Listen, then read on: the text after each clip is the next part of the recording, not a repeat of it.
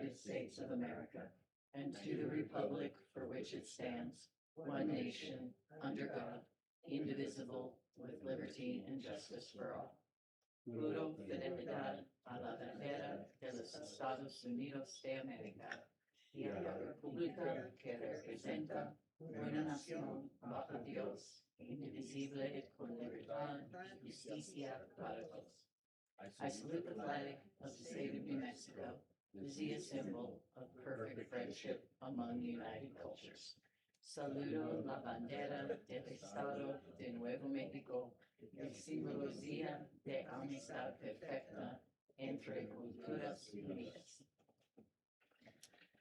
We acknowledge that our Board of Education meeting is taking place on occupied indigenous land.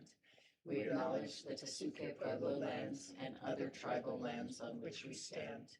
We honor these people, past, present, and future. We acknowledge the history and ongoing colonization of where we are sitting right now in New Mexico and in our country. We acknowledge our own place in the story of colonization. I don't know the Spanish. I've never had to do that. Thank you very much. We will now move on to approval of the agenda. Superintendent, any changes or corrections? President Noble, there are no changes. Okay. May I have a motion to approve the agenda? Move for approval. Thank you. Second. Thank you. We have a motion and a second. All those say aye. Aye. Aye. In favor? Any opposed or otherwise? Okay, we've approved the agenda. Next, we're moving into executive session, and as Dr. Gonzalez has reminded me, we will be doing this by a roll call vote after the motion and all of that. So, Dr. Gonzalez. Okay, I would like to move us into executive session where we will be discussing, discussion of the purchase, acquisition, or disposal of real property NMSA 1978 10-15-1H8 lease agreement for monopole cell tower. We'll also be doing collective bargaining with NMSA 1978 10-15-1H5 and limited personnel matters NMSA 1978 section 10-15-1H2 to discuss limited personnel matters as permitted under NMSA 1978 section 10-15-1H2 of the Open Meetings Act, specifically personnel matters pertaining to organization chart. Second. President. Thank you. There's a motion and a second. Okay, we'll go down the line with the roll call vote as we're supposed to do on this. Board Member Blayon, moving into executive session. Yes. Board Member Beta. Yes. Dr. Gonzalez. Yes. I also vote yes, and so we will be in executive session. For the record, Vice President Bose will likely join us while we're in there.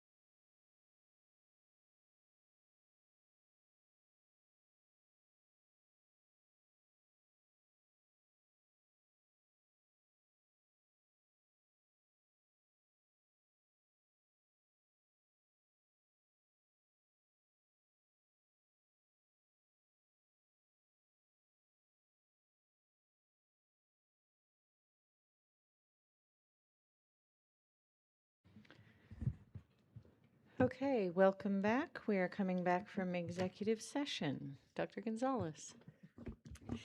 Okay, I would like to move us out of executive session where we had a discussion of the purchase, acquisition, and or disposal of real property, NMSA 1978 10-15-1H8, lease agreement for monopole cell tower. We also discussed collective bargaining, NMSA, National Education Association of Santa Fe, NEA Santa Fe, and limited personnel matters, NMSA 1978, Section 10-15-1H2, to discuss limited personnel matters as permitted under NMSA 1978, Section 10-15-1H2 of the Open Meetings Act, specifically personnel matters pertaining to organization chart. We have a, oh yes. Thank you. No action was taken. I'll second. We have a motion and a second. Dr. Gonzalez, I'm guessing we have to do a roll call vote coming out as well. I would just, to be safe. Yep. Okay. So we have a motion and a second coming out of executive session. Coming down the line, Board Member Blea. Yes. Board Member Abeta. Yes. Dr. Gonzalez. Yes. Vice President Bozay. Yes. And I also vote yes. We are now out of executive session. Moving on to Roman numeral 3, introduction of interpreter. Thank you, President Noble. Tonight we have Danielle Pastrana willing to interpret for our board meeting. Thank you. Where is he? There he is. Hi. Thank you. Okay. Moving on to Roman numeral 4. We have an Amira update. Dr. Griffin. Thank you, Board President, board members, audience. Thank you for being here tonight. So I recently met with the Public Education Department Secretary, Padilla, members of her leadership team, and several concerned families and community members regarding the student voice recording feature of Amira. I appreciate that PED has taken time to listen to families and individuals who have expressed concerns about student voice recordings and student data privacy. Secretary Padilla shared that the department has heard those concerns and is actively working with Amira to provide greater flexibility for school districts and charter schools. Their goal is to identify a solution as quickly as possible that supports both student privacy and the important work of early literacy. Santa Fe Public Schools shares the concerns of our families, and we are committed to protecting student privacy while ensuring our students receive the instructional support they need to become successful readers. New Mexico state law requires school districts to screen all K-3 students for early literacy skills and to monitor the progress of students who need additional reading support. For many years, districts have fulfilled this requirement using state-approved assessment tools, beginning with DIBELS, followed by iStation.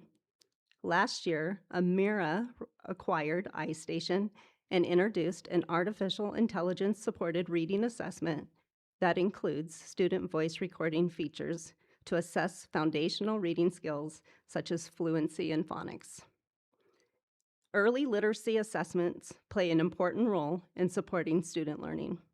They provide teachers with timely information about student reading and development, allowing educators to identify learning needs, target interventions, monitor progress, and communicate meaningful information with families about their child's growth. PED is actively working with Amira to address these concerns and provide districts with additional guidance and flexibility. We appreciate the department's commitment to finding a thoughtful solution that balances student privacy with instructional value that these assessments provide. While this work continues, however, the Santa Fe Public Schools will refrain from using Amira, including the voice recording feature, until additional guidance is available. If guidance is not available by August 14th, Santa Fe Public Schools is prepared to use iReady as our K-3 early literacy screener and progress monitoring assessment. We already utilize iReady for mathematics in our district. Our teachers are familiar with the platform. iReady does not utilize student voice recordings. This option will allow us to continue providing timely assessment information for teachers and families while meeting the state's early literacy screening requirements. We did also explore using Amira's paper-based assessment as an alternative. However, after reviewing that option, we determined it's not really practical for district-wide implementation. The assessment is lengthy, requires significant staff time, generally requires 2 adults to administer, and takes a large amount of student learning time. This makes it difficult to implement while providing timely instructional information to teachers. Our commitment remains unchanged: to provide every student with excellent literacy instruction, protect student privacy, comply with state requirements, and communicate openly with our families. As additional information becomes available, we appreciate the collaboration with PED, our educators, our families, as we work together toward a solution that best serves all of New Mexico's students. Thank you, board members.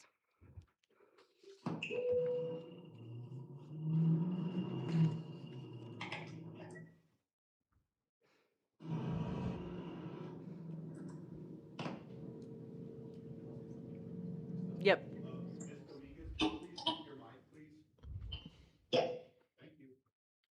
Okay. Now that we've had a Good helicopter timing. land, yes.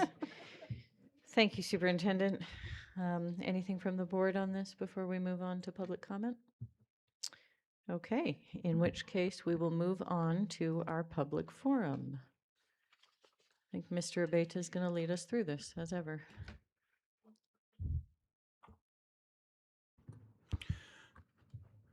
Board President Noble, members of the board, Superintendent Dr. Griffin. We have 10 speakers in-house and I believe 2 speakers online today. I'd like to go over the Santa Fe Public Schools Board of Education Public Forum ground rules. Public forum includes online and or virtual participation as needed, as well as in-person comments when the board holds in-person meetings. Please listen and speak with respect. No uncivil conduct will be permitted. Please do not discuss any specific student who is not your own. No sharing of time. Self-monitor and observe the 3-minute time limit. You will receive a 30-second warning when your time is almost up. Public commentary and dialogue are allowed only during the public forum, not throughout the meeting. Please search for answers on common ground. You may speak on any topic, whether it is on the agenda or not. Your input will be taken into consideration. Please be advised that the board may discuss your issue during the meeting, but by law, the board cannot take action on items that are not on the agenda. Please do not discuss employee matters which may result in disciplinary action. Instead, notify the employee supervisor, the Human Resources Department, or the superintendent. And with that, I'd like to bring up our first in-house speaker. That is CC Kiefer Nail. Oh, EL, excuse me. Oh, L, sorry. L Kiefer Nail.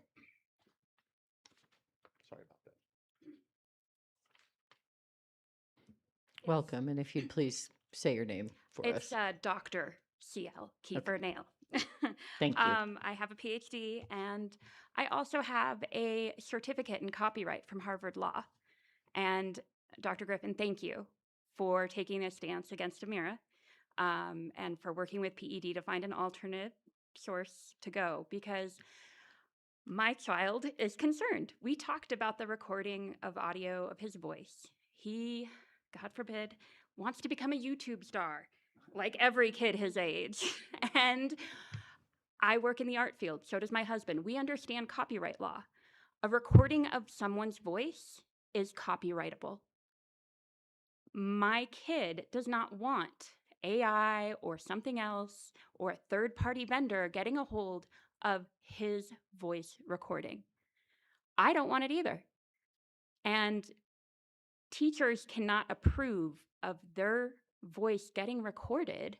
It has to come from the parents. And I am not going to sign away my kid's copyright. I don't know what kind of potential he's got yet. I want him to be able to make the choice. He's smart. And if he says he doesn't want it recorded, I think I'm going to listen to them. I also, because I got a PhD, thank you, UNM, I did some research. It kind of scares me that most of the stuff about Amira is on their website. They tout how great they are. It took digging to find other research about them. I found reports, independent reports done by Connecticut Department of Ed, Louisiana's Department of Ed, and also Utah State. I was not impressed. It's not that great. When you compare Amira's grading to a human grading, there is 88 to 95% similarities. That's not good enough, not for our kids. That means like 20% of the tests that it's going to grade are not accurate. The district already lets a couple of kids slip through the cracks. My kid's dyslexia didn't get caught by the testing. We had to get it done through a neuropsych. I'm afraid of relying on Amira, we're going to lose even more of those kids. And the data wasn't that impressive in terms of how well the kids did afterwards. It was okay for those who were in kindergarten, but first grade, second grade, third grade, you started seeing less results. It was not impressive. I want my kid to improve reading with a human. I want them to learn from someone who is passionate about the subject they are teaching. We all know that kids learn better when they learn from someone who's teaching with passion. I'm done. Thank you.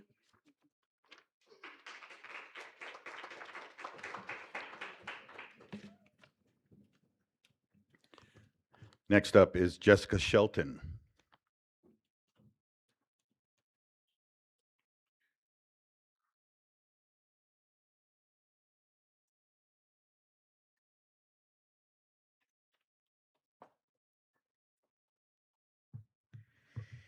Hi, good evening, Board President Noble and members of the board.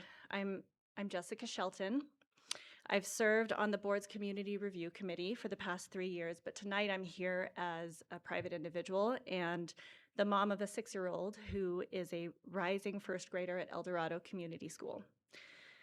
I thank Superintendent Griffin for recognizing our concerns about Amira. I only recently learned that Amira was being used in my daughter's classroom, and what I learned was deeply concerning.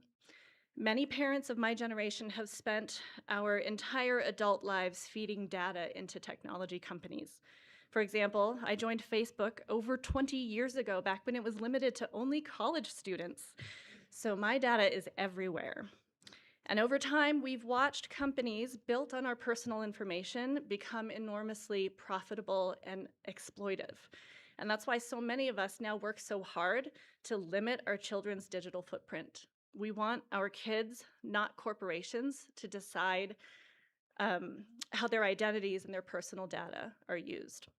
When I asked my daughter whether she knew what Amira was, I expected a blank stare because I was told that it was only used occasionally for assessments. Instead, she immediately recognized it. I asked her how often she used it, and she said, quote, "All the time, practically every day." Then I asked her what she thought about it, and she said it was, quote, "boring and frustrating because, quote, it's teaching me to read, and I already know how to read." The words of an overconfident 6-year-old. But that told me that Amira is giving instruction that is below her reading level, and it's not benefiting her education.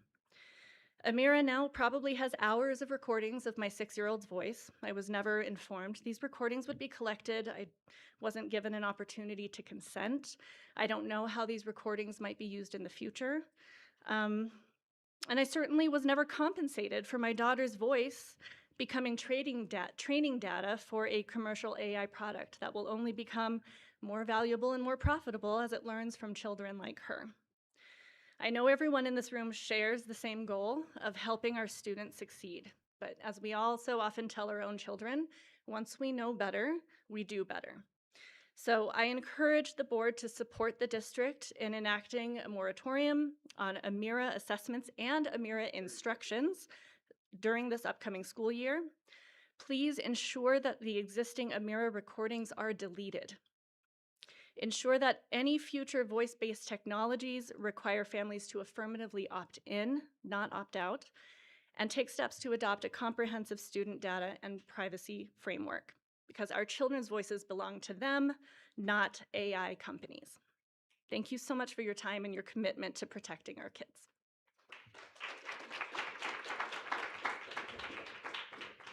Thank you. Next up is Katie Coffin, and then next after that would be Cameron James.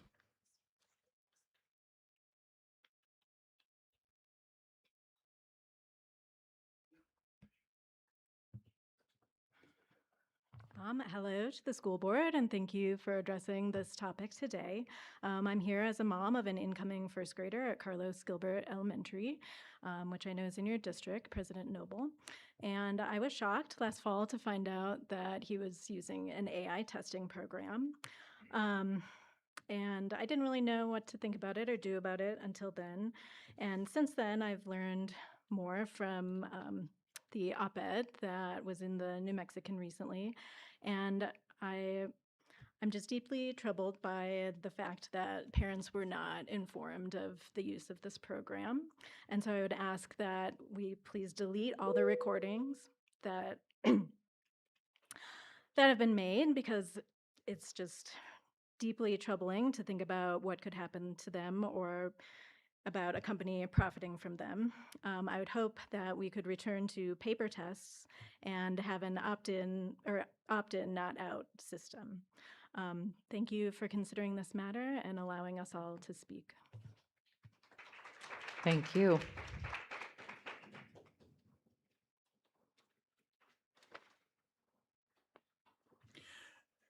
Cameron James is up, and then Ifeoma Ozoma is up next after him.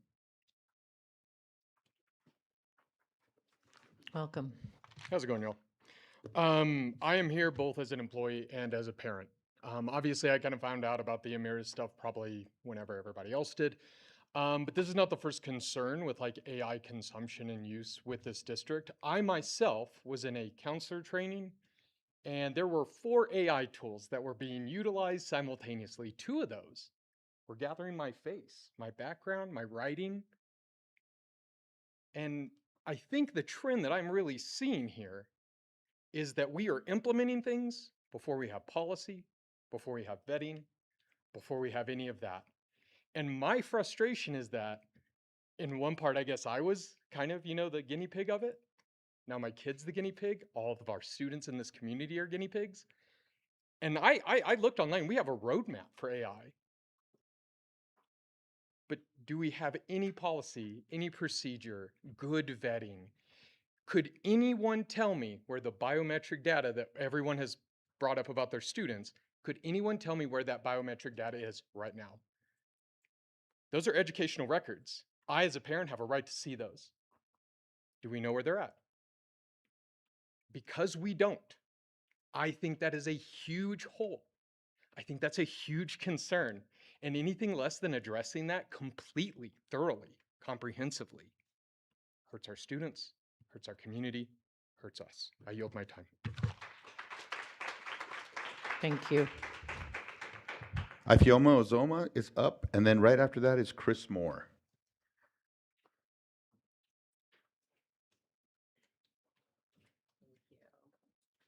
Hi. Welcome. You all have seen a lot of my face and heard a lot of my voice, so I won't take all night. My name is Ifeoma Ozoma.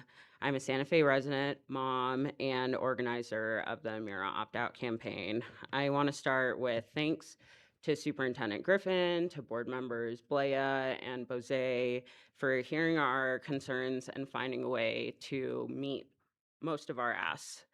But I also have to be honest about how we got here, because this was a huge miss by the state and by this district. Kids in our district sat in their classrooms and had their voices recorded by a company nobody here meaningfully vetted. No notice to parents, no consent, and no legitimate procurement process. I want to be clear about what this company is.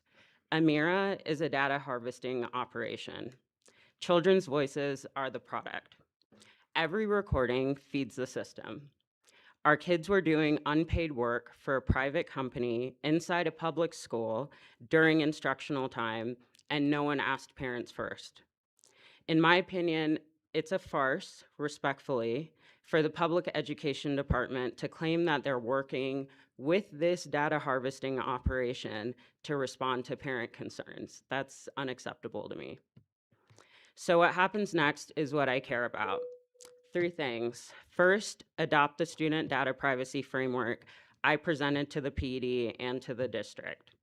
Adapt it to what the district actually needs, but adopt it. And second, when PD hands down a mandate that puts our kids at risk in the future, this district has to be willing to say no. Compliance is not automatic. Your obligation is to the children sitting in your schools and to these parents. And that comes before an obligation to a directive from a state agency. Third, parents must be notified. Parents get a real option, and parents get to say yes or no. That is not a heavy lift. And when biometric data is being taken off a child, whether it's their voice, their face, or anything else, consent should be required every single time. Not buried in a handbook, not notification after the fact. It has to be ahead of time. And fourth, we need written confirmation to the points that other people have made about every single recording that was collected by this Google and Amazon-backed company being deleted. We don't have any idea where the recordings are, and that's not okay. Thank you. Thank you. Chris Moore, and then after that, Michael Garfield, please. Welcome. Hey, board members, superintendent, thank you very much for your public service and for dealing with a difficult issue tonight, and not just tonight. I think the other speakers have spoken very eloquently to the issue of privacy and the recordings of these voices. I'm originally a physicist, but I work mostly in computer science now, and I want to say something about my skepticism that the system is accurate and that it's fair. You know, technology is wonderful. It lets us do many things we could not otherwise do. But we should adopt it if it is actually filling a need and is actually fulfilling that need better than we were fulfilling it before.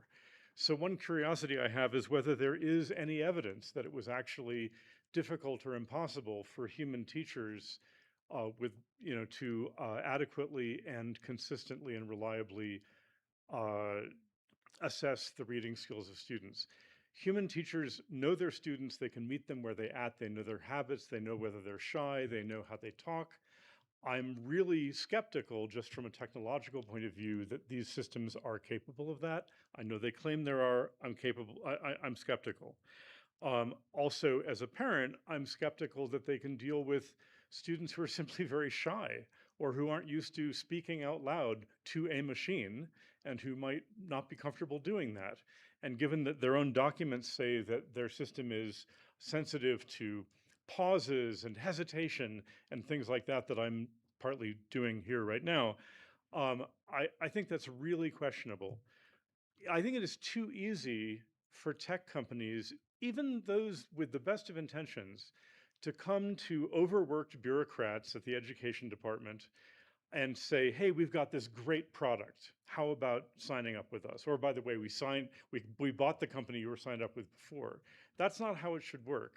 You should first decide what your needs are and then look around to figure out how to solve those problems and consider whether you need a technical solution, and if so, which one.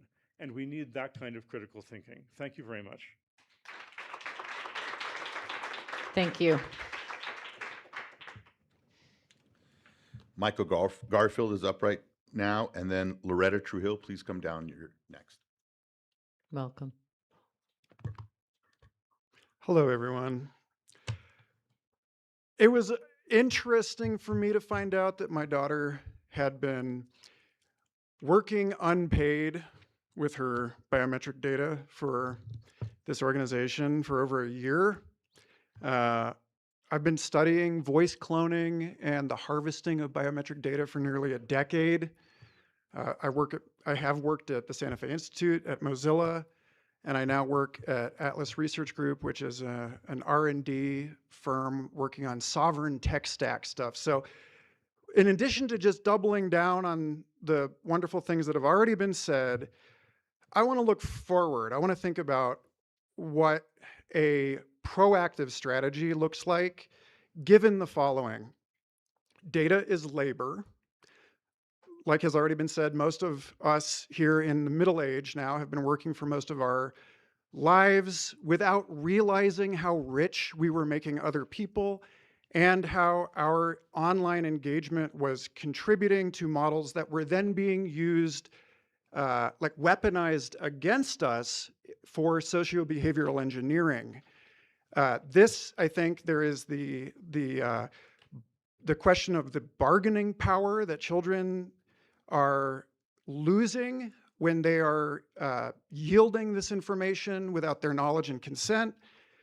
There's the question of the impossible to predict full cybersecurity future in which a company like Amira says that they guarantee that their privacy, that the data remains private except for legal reasons. I mean, look at the current legal environment. Look at Palantir's relationship to the United States government and the way that it's targeting people kind of arbitrarily. So there's no way to predict all future environments. However, I do want to say that, like, I think that there are ways that, given the incredible brain trust you have in this room and in this community, we can think about technical implementation in a way that that embraces novel tools without the colonization and extraction and the exporting of the potential future returns and of the analytical insights that our students and our adults are producing. So what if you can run local encrypted translation on your own device? Maybe there's a better way to do this, and maybe there's a steering committee here that could be assembled that could help guide said overworked bureaucrats. Thank you. Thank you. Okay, next up, Loretta Trujillo, and then after that will be Stella Bear. Welcome. Good evening. Thank you, President Noble and members of the board, and appreciate Superintendent Griffin the new action that you're taking on this important matter. I think it's important to I guess speak to the fact that I am a product of the Santa Fe Public Schools. I was an educator for 20 plus years, and I ended my career here working with Native students. One of the things I want to speak to are the issue of equity and the issue of culture. In a state that's multiculturally and multilingually rich, I think it's fundamentally irresponsible to rely on an AI model that can never understand those gifts that our students are bringing to the classroom every day, and it can never fully understand or even meet the need that I think the AI model is supposed to address. As far as equity, I want to point out that we are in a state with 23 sovereign governments, and as far as I know, none of them were consulted, and that is a requirement of the Indian Education Act. Thirdly, I just want to bring up this important point that all children are sacred, and if you don't believe that, then you're in the wrong role. Attached to that is the issue that when we think about AI and the response to Project Jupiter, we understand how a precious resource like water is being drained.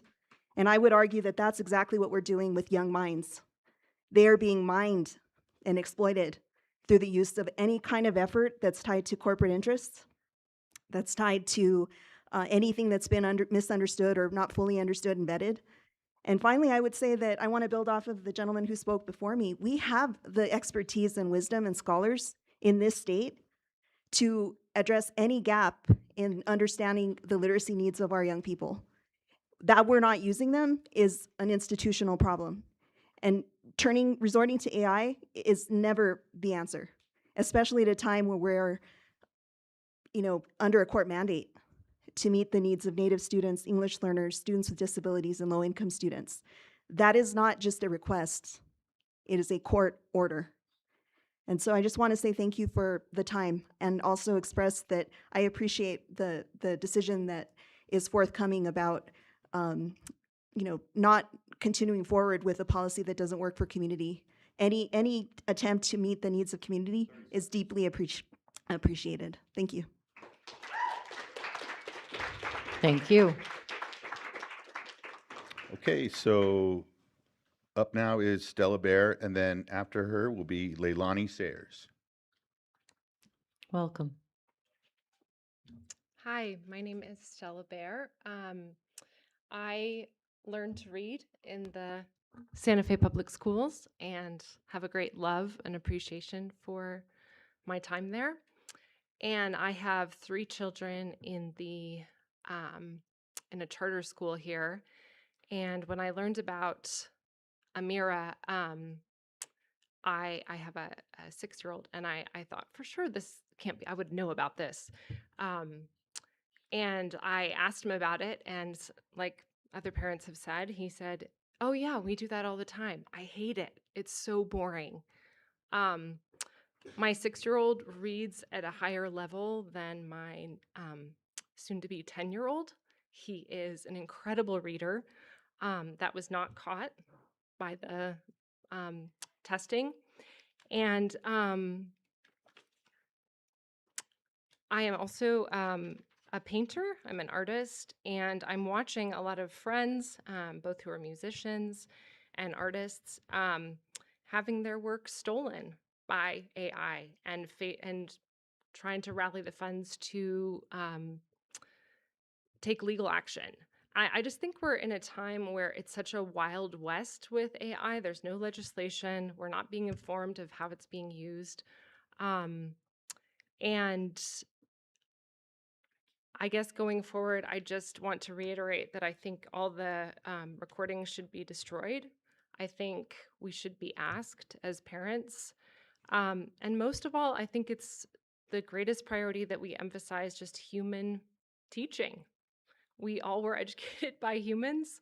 I learned to read from humans. I loved my teachers here. And I think it's so important that even though there's so much money and so much weight tied to AI right now, that we not forget that. So thank you for hearing our concerns, Superintendent Griffin. Thank you for what you've put forward. And please listen to our community and take more action, because these children, as has already been said, are sacred. And we don't want to see their voices being sold like our data and our artwork and our lives are being sold. Like, let's take steps now to prevent what is happening to us. Thank you. Thank you. Okay, up next is Laura Smith, and after Laura Smith will be Miguel Acosta. What happened to Leilani Sayers? Leilani, I'm so sorry. Leilani Smith, sorry about that. Okay. Welcome. Aloha mai kako o vau o Leilani Sayers no Maui mai au a ne e vau ia nei e ha aku. Makahiki aku nei. Aloha, hello, my name is Leilani Sayers. I am from Maui and I moved here 4 years ago. I'm a fluent Hawaiian language speaker and I was a Hawaiian language immersion charter school teacher and special education teacher K through 12 before moving here. I have since been in education. While here, I worked for Growing Up New Mexico Early Learning Center at Connie as the assistant director of the preschool. And I now work at Santa Fe Montessori Childcare, and I am opening up a pilot enrichment homeschool program, which I don't want to disclose too much about because it's also tied to my thesis, and I'm doing a lot of work with these children that I'm working with, and we are not actually open for enrollment at the time. But I'm here as an educator, a parent, and a concerned community member. And I just had a question for the audience, anyone here who has children in Santa Fe Public School. Does any of them have an IEP, or are you in the process of looking for an IEP? Okay, thank you. Oh, interesting. Were you notified about Amira being used as assessment tools for your child? Okay, so I think we might be looking at a lawsuit here because you absolutely are entitled to that information because you're a parent and you're on their IEP team. No one can tell you that you're not. The special education person at the school, whoever is identified in charge of your child, the special education teacher working with them, speech language pathologist, the regular education teacher, and you, the guardian of that child. So I feel like I'm preaching to the choir here because I know you guys aren't in charge of this. PED is. They're mandating you. They're the ones coming up with these ideas. But we as people need to find ways to push back with real lawsuits, because we're not going to be able to get anywhere until we all come together, all of your names, all your last names, comma, comma, comma, comma, comma, verse, New Mexico, PED. And that's how things actually change. And we can request that these policies be put in place regarding AI in our schools and in general. But this is actually a violation of your rights as the parent of IDEA student. So that's something that I wanted to talk about. Among other, legalities about this, there's FERPA, which as long as, Amira can say that it's only using this, for student educational related things and not commercial reasons, that's their only way that they could maybe get around this. Like, you are actually, as a parent, sending your child to public school, consenting to them, allowing things in the public school for, assessment. But if they are using it for commercial value and turning it around for commercial usage to better their company, then you have a right to sue. Thank you. Thank you. Okay, next up is Laura Smith, and then after her will be Miguel Acosta. Welcome. Hello. I hadn't planned to speak today, but here I am anyway. My name is Laura Perlberg Smith. I've lived in Santa Fe for 22 years. My husband is an award-winning teacher with the public schools, and our daughter starts kindergarten in less than 2 weeks. I don't know how that happened, but she's already ready for that. I guess while I appreciate the decision that has been made on Amira thus far, I think the board needs to go much further. There are school districts all across the country who are enacting bell-to-bell phone bans in their classrooms. And I don't think it's fair or equitable that only students who can afford to go to Santa Fe Prep get that kind of education, that only students who are lucky enough to get into the lotteries of certain charter schools get the benefits of a low-tech education. So I think that the board needs to seriously consider a 5-year moratorium on all generative AI tools, as has been called for by the Fair Play Action Network, as well as many other educational and childhood development organizations like Autism Speaks and the Center for Online Safety. Someone mentioned before the lack of data on Amira that is not produced in-house in their own corporate research warehouses. But I would like to also propose something that does have decades of research, independent, peer-reviewed, rigorously controlled research that does help students of all ages and all economic strata students learn to read and learn to become readers. And that is librarians. That is having a librarian, a fully certified master's degreed librarian in every school, K-12 all the way from elementary school to high school. Decades of research have shown that not only does that raise reading scores, it raises math scores. So I would like you to consider that. Also, full disclosure, I'm a librarian. I work at the community college. I've been there for 13 years. Thank you very much. Thank you. Okay, next up is Miguel Acosta, and after that is Madeline Carey. Welcome. Madam President, members of the board, and Madam Superintendent. I wasn't planning on speaking, but I just can't resist. Because there's some real issues and concerns that have not been raised yet. Miguel Acosta, I'm co-director of Earth Care, and our current campaigns for the last couple of years is now under the umbrella of Vecindades. So we're working with 20 neighborhoods along the airport road corridor that represent, that house about half of the city's young people and about 60% of the enrollment of Santa Fe Public Schools. Since we heard about this over the last week and a half, we did a quick survey. Not one parent, not one guardian knew anything about this. We checked with some friends in the schools and all, and they said, yeah, teachers use this all day, right? Kids are on this all day. The concerns, of course, for us are double what you've heard here tonight, because we're talking about students that are Spanish speakers, Spanish only, Spanish dominant, emerging bilinguals, et cetera. And we know that this technology, that this technology is not good for anybody that doesn't speak clearly into the mic, and regular sort of Midwestern tone and tenor, et cetera. So it's a concern. And it's a concern if parents that are here and who they represent, the sector that they represent, haven't heard about this, that our families have not been informed or know about this.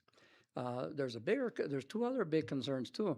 There's technology, there's prison industry entities that use this kind of data to plan for building prisons, right?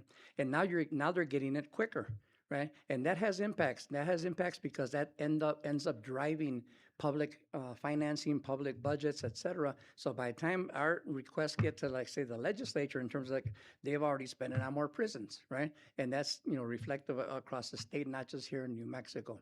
So these kinds of decisions have policy implications beyond sort of the education realm. The other concern is that this is happening at a time when, as Loretta brought up, at a time where I mean, the very first thing on all of your agendas should be, how do we respond to Martinez-Yazzie? Because this, we know from experience, is one of the districts that has the most issues with the populations that need to be responded to. And this is happening at a time when we've lost, for example, two of the folks that knew the most about our communities from administration. New people have been hired, but we have no clue. We haven't been involved. We got principals and others being hired at schools, and we're not, communities and families are not included or involved. So the district is moving further and further away from the kinds of things that Martinez-Yazzie demands. This is not good. There's a pattern that's emerging here, and it's not good. Thank you. Thank you. Okay, Madeline Carey is up, and then Rachel Gilman is after her. Welcome. Thank you. Thank you, board and members and fellow parents and community members, for being here. I'm really heartened by everyone's comments, and I had the privilege of meeting with 2 board members and the superintendent and staff earlier today to talk about some of this. And while the issue at hand is grave, I'm really proud and impressed with the commitment it's been met with to address the issue and recognize that most of the fault lies with PED.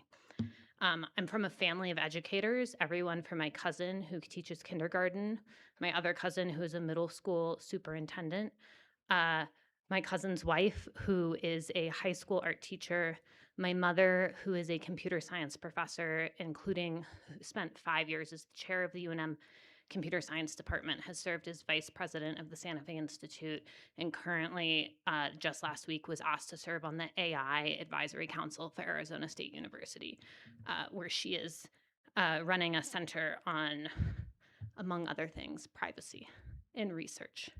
And she submitted to you all today a comment that I would like to read to you, because I think this is not the last time we're going to face this issue as a community, or that you will face it as a board. I hope you read her comment. I hope you reach out to her as a resource.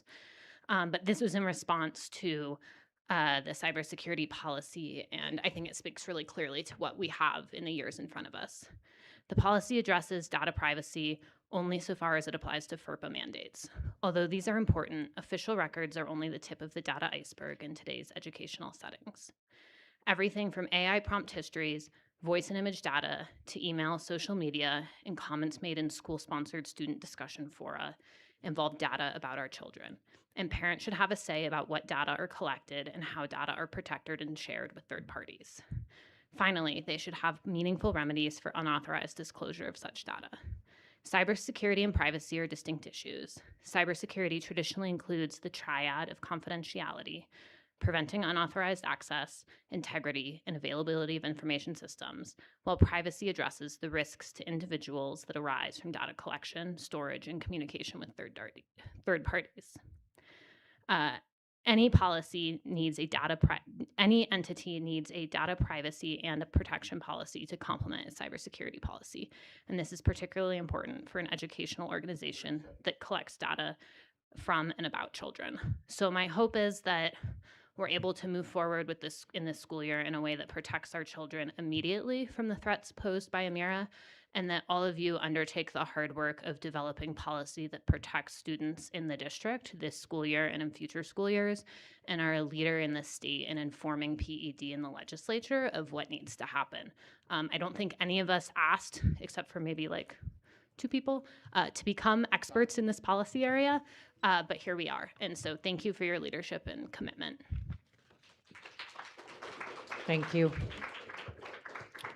And our last present speaker here is Rachel Gilman. Welcome. Thank you so much, and thank you all for having us tonight. It's lovely to see many familiar faces here from elementary school and beyond. I am also a graduate of SFPS. I'm proud to still be here serving our community, and my child is going into 2nd grade. I really appreciate that you all have started on this path. I think it's wonderful that you're taking steps, but this is the very first step, especially with Amira. I agree with everything that's been said this evening. I would add that for me, knowing that my child has been interacting with this chat bot for 2 years now, going on 3, and it's been normalized, freaks me out. I don't want her little voice everywhere. I made a sign. One is my child's voice belongs to her, not ed tech. It's no one else's but hers, and I truly believe that. A couple folks have also spoken to the English language learners or even speech differences. That hasn't come up at all tonight. It's really cute when children talk like this. Can Amira understand that? No. And do most children develop out of a little kiddo accent? Yes. But is that the case for all? No. We have plenty of friends who come home and they say, I know for sure, 1, I don't like Amira. She never understands me. 1, she's calling it a she. 2, this is a kid from an English-speaking household, right? And as the gentleman said earlier, we have a huge English language learner and Spanish-speaking population that we need to take good care of. I also want to take a moment to speak to the overall screen time that's happening at SFPS and among classrooms. I agree with phone bans, and I want to add to that list also smartwatches. I've heard from various teachers that they're much harder to monitor, and so they can't tell what's happening and when it's happening. I think there's a lot of bullying that happens easily, quickly, that teachers can't even help with and aren't aware of. Children, the other side of my sign, go eco, go green, says the world needs more human interactions, not screens, right? And so thank you. So the detrimental impact of screens on brain development is well known, especially with the APA, for example. They say no screen time under the age of 2. So what does that mean for our 3-year-olds, our 4-year-olds, our 5-year-olds, our 17-year-olds? How many of you try to limit your own screen time? Yet our children go to school where they're there however many hours a week, 35, and they're on it a lot. So I look forward to hearing what new ideas and policies you all have put in place. I hope they are more restrictive because our principals and staff need your guidelines and they need your guidance. I would ask for no one-on-one devices in elementary school. I would ask you to block outside websites such as YouTube and social media. And I encourage and earnestly ask each of you to be the leader. Somebody has to go first. And how amazing will it be when it's SFPS and all of you? Thank you. Thank you. Okay, that brings us to our folks that are joined here virtually on Google. For those of you that are joining us on the Google Meet right now, I'd like to when I call on your name, could you please unmute your mic, and then you will have 3 minutes to address the board. So first up, we will have we'll have Amber Madrid. Amber, you have 3 minutes to address the board. Okay, Amber left the room. We'll move on to Edwin Spencer. You have 3 minutes to address the board. Thank you, Board President Noble, Superintendent Griffin, board members, and district administrators. My name is Edwin Spencer, and I'm a parent of a student here in Santa Fe. The superintendent and board, district administration are supposed to be the first line of defense against the federal government and state harming our most vulnerable students, and each of you have failed in that job. What if the federal government came knocking on the district's door saying, your black and brown kids need to take their own special test? Would that finally raise a flag? Because this didn't. The board, superintendent, and district administrators blindly allowing the state to roll out AI voice recording tools in our schools presents a clear violation of student privacy and complete disregard for parental consent. The district failed to conduct any tribal consultation on the matter prior to implementing the program or even ensuring that the tools are going to work for students with IEPs. Our district was able to assess students for dyslexia and reading prior to AI tools. Now with decreased enrollment and the clear legal entanglements of this platform, I'm not sure why we blindly opened up our students to this harm. Thank you for agreeing to implement a new policy framework, but this after the fact reaction truly is scary and is not leadership in any sense of the word. Additionally, I strongly urge the board to protect our democracy by allowing all board members to be open and honest to the public and the press. Long-standing one-voice norms and policies only serve to keep pertinent information and context out of the broader public view. To be clear, nothing in the Open Meetings Act keeps an individual board member from speaking to the press and public about board business outside of closed executive session and instances that may create a quorum before a board vote. Furthermore, stating that this was guidance given by the School Board Association, that argument quickly ran out when NMSBA clearly stated that those norms are usually reserved for emergency situations. I don't see that here. Board President Noble has gone back and forth with the press, even implying that a local reporter lied. This seems like a lot of work. You could just be open and transparent.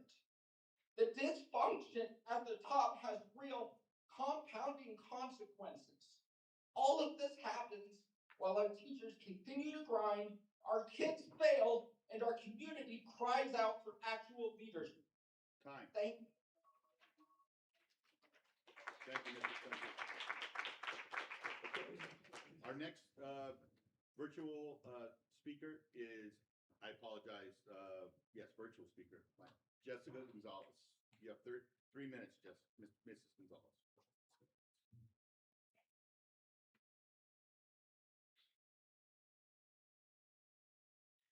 Oh, she has left.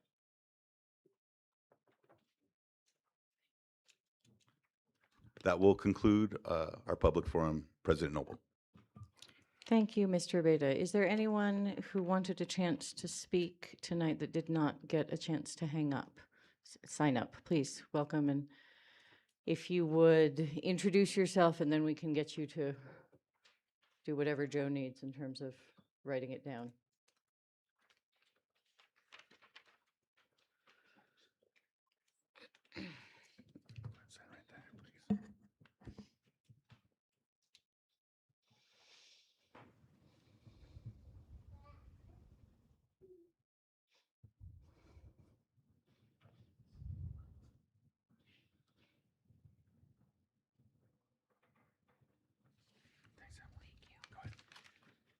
Okay, bear with me. I'm not a great public speaker, so I'm going to be reading off this paper, but I feel very strongly about this subject. My name is Emily Torres. I'm a resident of Santa Fe County and a parent of a child in SFPS school system. There's a real possibility I may not have even been here today, not for lack of interest, but for the sheer fact that up until about 2 weeks ago, I had no idea that the Amira program existed. I've been in the dark this entire time, as has my partner. I had no idea that my son was regularly engaging with and talking to an AI program that records his voice and stores it in a database. Not once were my partner or myself made aware of this program by his school or SFPS, and we certainly were not asked for consent. We usually are asked for this regarding photos of him that might be shared online by the school, in which we always decline.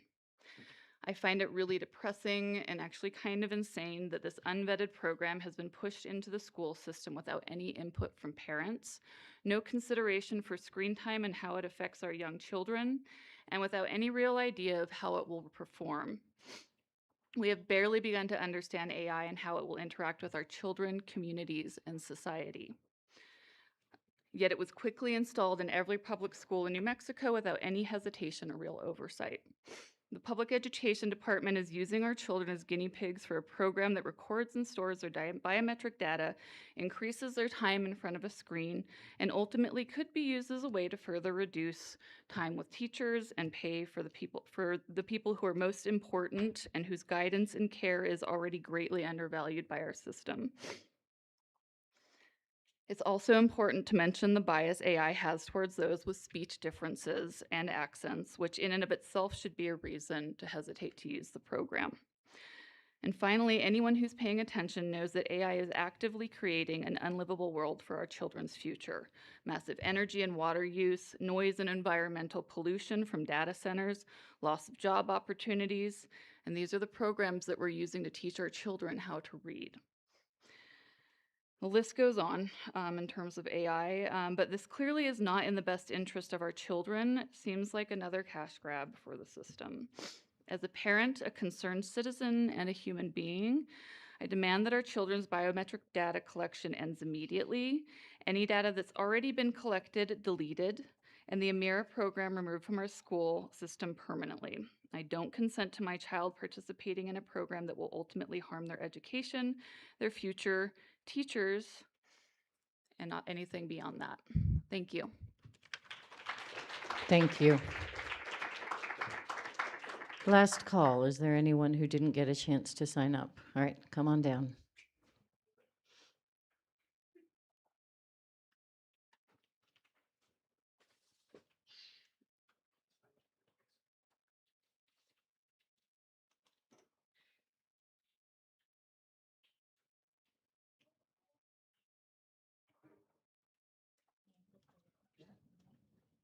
Welcome, and if you would please tell us your name. Hi, Thank you. thank you. My name is Ariana Procure. I grew up here. I was born and raised, also proud SFPS graduate, and I got a fantastic education, all public. You know, I was not fortunate enough to go any private schools, but I don't think I would change that even if I had the opportunity. Something that I wanted to address as a concerned human is that in some of the information that I saw in regards to the way that they were talking about data collection included immigration status. And I just wanted to point out that, like, why? What does that have to do with someone's reading capability? Their immigration status should not be anyone's information over there. And I think that as a sanctuary city, assuming we still are that, not sure if that's still a thing anymore, but that should also be a big concern for these data harvesting companies, because it has and will likely be continued to be used in ways to track down and harm people that certain people may want to not be here anymore. And I think that that's truly frightening. On the other side, too, more personally for me, my son he does have an IEP, and he has special education needs. And I really wish, and I love his school, don't get me wrong. I love them. I love everybody we work with. They're amazing. No complaints there. I wish that there were more funds available, more options for these special education teachers who really need to be able to be hands-on with these kids who have severe learning disabilities. My son is incredibly lucky and is a high-functioning autistic kiddo, and he's got a fantastic personality, but my son is really struggling to learn how to read. And I had no idea that he was using Amira. I knew that there was the iStation thing. I know they had mentioned the word Amira before, To my understanding, it was just the new name of iStation. And to me, I thought that was just a testing thing. I struggle a lot as just a person who's not a teacher at all. I respect the hell out of everybody here. I don't know how to help my son. And I send him to school every day so that someone can. And I'm very sad and disappointed that for however long we were relying on some generative creature thing, that now talking to my son, he says the same thing. She does not understand him. Thank you. Yeah, she's not able to understand what he says. And I don't think he's had any improvement over that time. And to me, my son is so smart and capable and wonderful, and I want him to achieve everything he's capable of. And this thing's not helping. So thank you. Thank you. Okay, thank you all very much for your comments. We appreciate you taking the time to share your views with us, really. We will go ahead and move on to the union update. And I'm guessing there's someone who's going to share the union update with us. Ms. Cartier, looks like you drew the straw. I would also note, if anybody hasn't read the complete agenda, we do have a presentation on screen time recommendations coming up, which has been obviously a hot topic in many forums. But Ms. Cartier, welcome. Good evening, members of the board, Superintendent Griffin, President Noble, Vice President Bose, everybody, members of the board, everybody else who's here. We don't have much to update. Our membership chair has been working really hard on employee orientations, so that has been going really well. We brought a lot of new members in. And then, of course, we have a longer presentation to go over our collective bargaining agreement negotiations, so we'll just hold off for that. Okay, thank you. Thank you very much. Thanks for being here.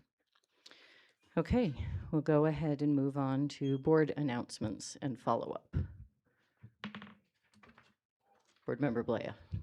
Thank you, President Noble, Vice President Bose. I just, unfortunately, Chris left, but I just wanted to acknowledge him as a former city councilor. When I was young, and I considered him a mentor when I was younger, and I considered him part of the golden age of city government. And so I didn't get a chance to thank him for his service, so I did want to say for the record that he did teach me that it's possible to be both an extreme subject matter expert, which he is, and also a public servant. So unfortunately, he left before I got to acknowledge him, but I did want to acknowledge Councilor Moore. Thank you. Any other board announcements and follow-up?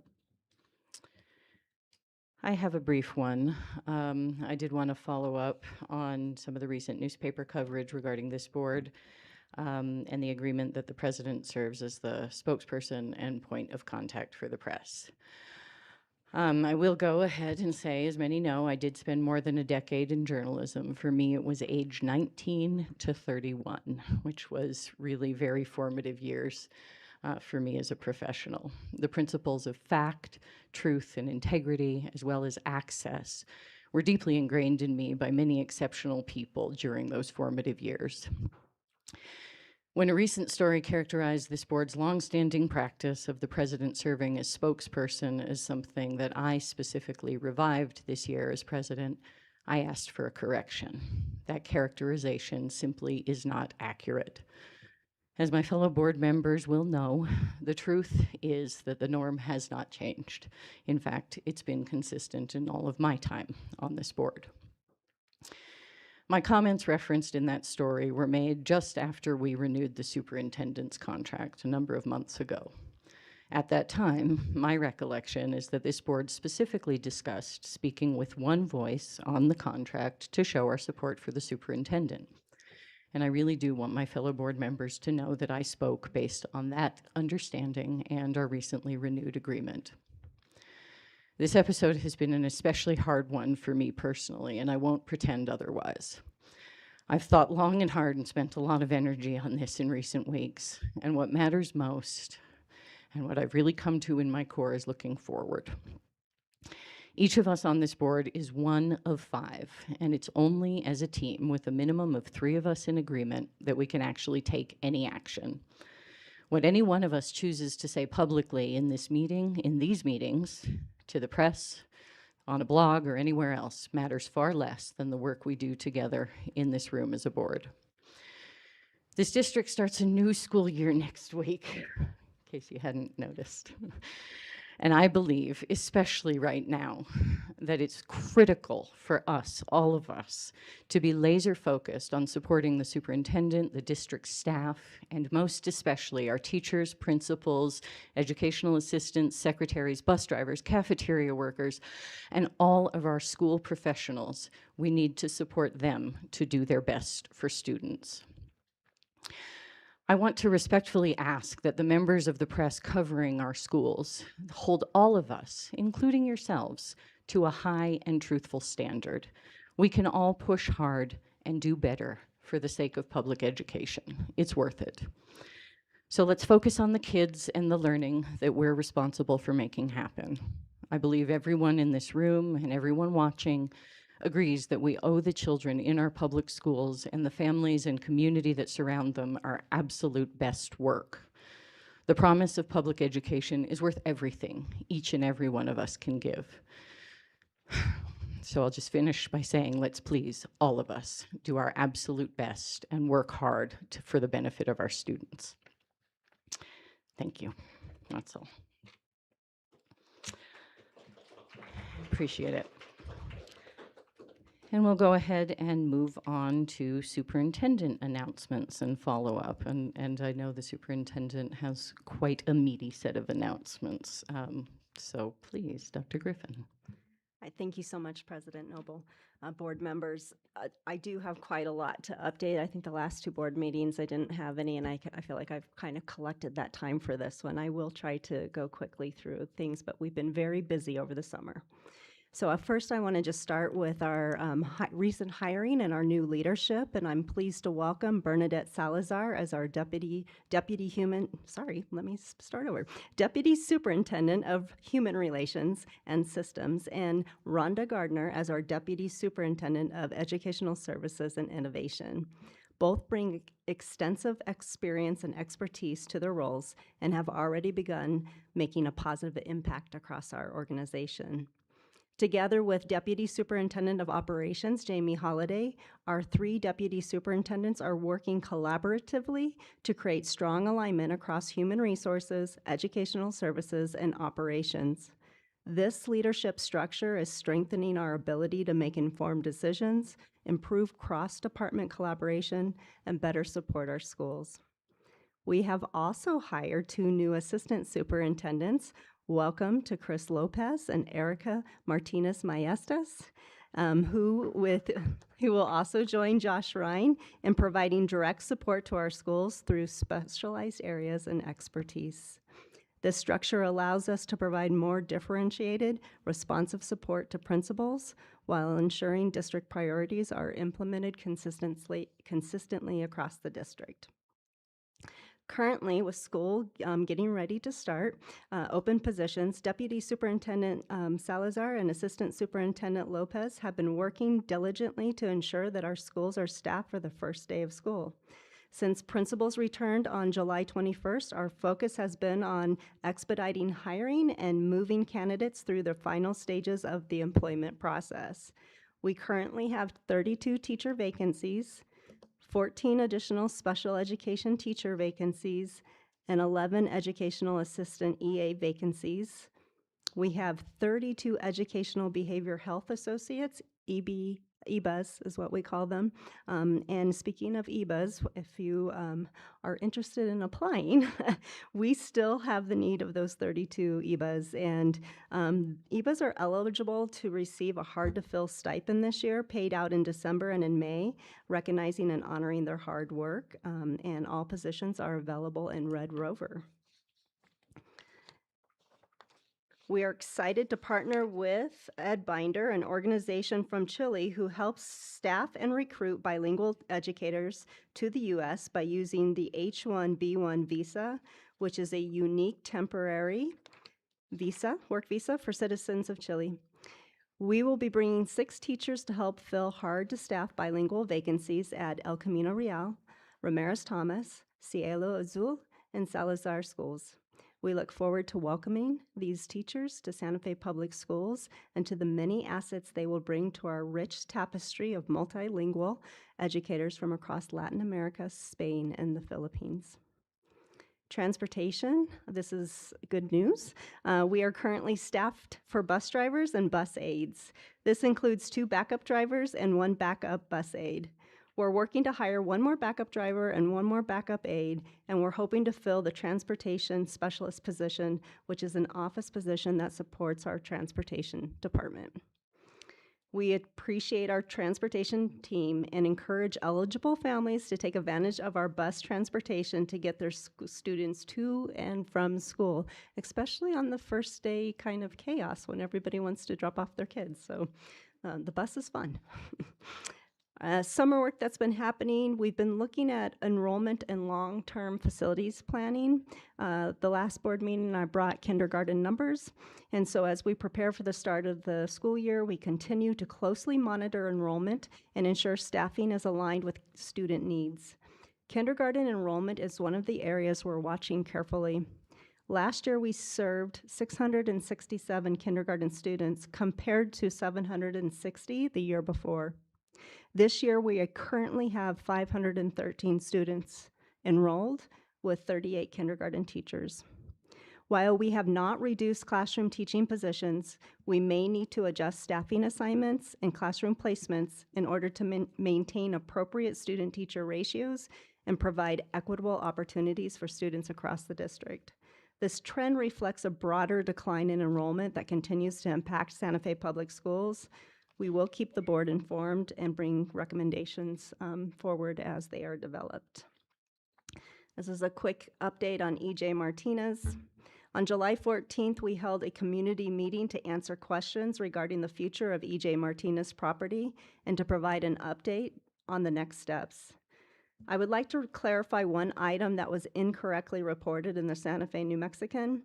During the meeting, we shared that the demolition of the existing building is expected to take approximately 2 to 3 months. The newspaper reported 2 to 3 years. Whether this is a misunderstanding or reporting error, I just want to ensure that the correct timeline is reflected in public record. As previously shared, the existing school building will be removed, with the exception of the gymnasium, which is a newer addition and will be retained for district storage. We also have received questions about preserving or selling playground equipment. Due to safety standards, liability requirements, and insurance regulations, the playground equipment cannot be relocated or sold for continued use. Finally, later on in this meeting, we'll be providing the board with the Public Education's Department assurances requirements related to the final closure of EJ Martinez as we continue to complete the required steps in the reorganization process. We have a district-wide grading update. I told you we were busy this summer. At the end of last school year, we announced that our high schools would return to traditional percentage-based grading system using letter grades, while continuing to assess, bless you, student learning through standards-based instruction and proficiency skills. Since that time, we've received clarification from the New Mexico Public Education Department that schools are required to issue letter grades for all students grades 3rd through 12th.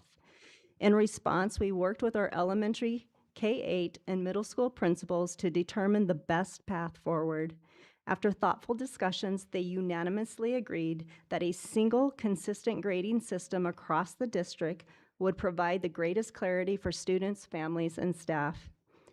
Beginning this school year, Santa Fe Public Schools will use a traditional A through F percentage-based grading system.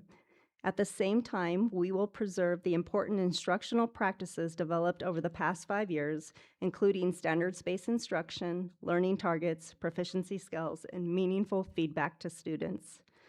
Principals will be sharing this information with staff as they return next week, and district-wide communication will be sent to families in the upcoming weeks. staff housing initiative. So we've had several meetings regarding our housing task force. So we are ready to begin the design phase of the first 10 staff housing units funded through capital outlay in the 2025 GEO bond. Over the summer, the Housing Task Force met several times to establish a strong foundation for the project. Their work included recommendations on the type of housing to build, eligibility criteria for staff, fair market rental rates, and additional strategies to support employees, such as down payment assistance. The task force will present its recommendation to the Community Review Committee on August 19th. While these discussions extended the design timeline, they were essential to ensuring we move forward with a clear and thoughtful plan. We anticipate the first 10 units will be completed prior to the start of next school year. This initial phase will serve as a pilot to inform the development of the remaining units as we work toward our long-term goal of 40 staff housing units. We will continue to provide the board updates as the project reaches key milestones. Language other than English. So this one came about towards the end of last year, but I did want to update the board on it. As per statute section 22-13-N NMSA 1978, we'll be offering an option for all students, not just those at bilingual schools, to learn a language other than English. This is an enrichment class during the school day. The majority of our schools will be teaching Spanish, but we also will be offering French at Aspen. We will be using curriculum published by Higher Vistas Learning called Listos, emphasizing learning about different cultures of Latin America while teaching basic Spanish. Illustrative mathematics implementation. So this summer we launched the implementation of illustrative mathematics, our new K-8 high-quality instructional materials curriculum. Illustrative mathematics is a research-based, standards-aligned program designed to strengthen conceptual understanding, mathematical reasoning, problem-solving, and productive discourse, helping students develop a deeper understanding of mathematics rather than simply memorizing procedures. Thanks to the use of strategic district funds, we were able to provide teachers with 2 days of paid summer professional learning. This investment allows teachers to begin the school year prepared to implement the curriculum without requiring substitute teachers or taking instructional time away from students. I also want to recognize our educators. Approximately 400 of our 500 K-8 teachers volunteered to spend part of their summer learning new curriculum. Their commitment to continuous learning and improving instruction is commendable and will directly benefit our students. Throughout the year, teachers will participate in 3 additional professional learning sessions, while instructional coaches will receive monthly trainings to ensure consistent, high-quality supports for our schools. Our goal this year is to implement these high-quality instructional materials with integrity, strengthen collaboration through professional learning, and use teacher feedback to provide differentiated professional learning based on the needs that they identify. Back to school need to know. I think this is stuff I probably should have put at the beginning. On August 4th, our teachers will participate in a district-provided professional learning designed around their current instructional needs. Rather than offering a one-size-fits-all approach, this year we've developed a tiered system that provides differentiated learning opportunities based on teachers' context areas, experience, and levels of expertise. Santa Fe High School traffic flow and student parking improvements. This was probably one of the first things I heard when I got here, that it was the parking at Santa Fe High School. So I'm excited about this solution. To improve campus safety and make students' arrival and dismissal more efficient, Santa Fe High School has added additional on-campus student parking spaces. Additional on-campus student parking spaces, and implemented an updated traffic flow plan.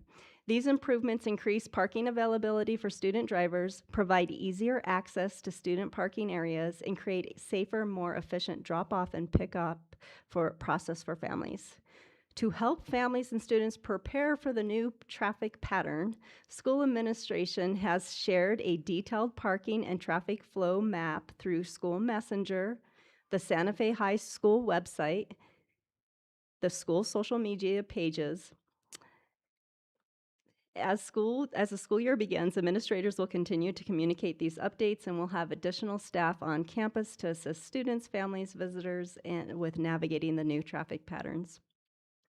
To ensure drivers and their families understand the new procedures, parents and students receive information about the updated traffic flow and designated student parking entrance when purchasing student parking passes. This provides an opportunity for school staff to answer questions and helps the district become familiar with the new arrival and departure procedures before the school year begins. I'm going to move on to summer graduation. On July 24th, we celebrated 67 graduates who earned their high school diplomas through our summer graduation program. These students demonstrated remarkable perseverance and determination, choosing not to give up despite obstacles they faced. We are incredibly proud of their accomplishments and look forward to the positive impact that they will make as they take the next steps in their journeys. And also to celebrate, this summer we had 125 Santa Fe Public School students participate in the district's work-based learning summer program, gaining paid hands-on experience with more than 50 employers and community partners across industries, including hospitality, healthcare, technology, public service, skilled trades, education, agriculture, and the arts.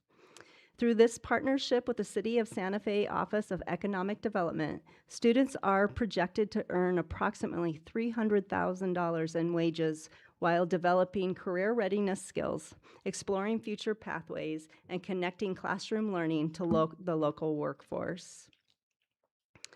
And we're getting there. So school readiness. So Deputy Superintendent Holliday and her operations team has just, as of yesterday, I believe, completed visiting every school to ensure our campuses are ready to welcome students for the first day of schools. Their works have included some facility inspections, operational readiness, and coordination across departments to ensure schools are prepared to open safely and successfully. There's a couple playgrounds that were in question that we're going to work on pretty quickly, but I'm pleased to report that our schools are ready and we look forward to welcoming students and staff back for an outstanding year. It's important to note that the first day of school, grades 1st through 12th grade, is Friday, August 7th. And the first day for pre-K and kindergarten is Tuesday, August 11th. Kinder kickoff, parent meetings are scheduled by the school August 7th and 10th, and pre-K kickoff are home site visits scheduled August 7th and 10th. The last day of school is on here. I hope nobody's counting yet, but that's May 20th, which is actually before, like it's a little early this year.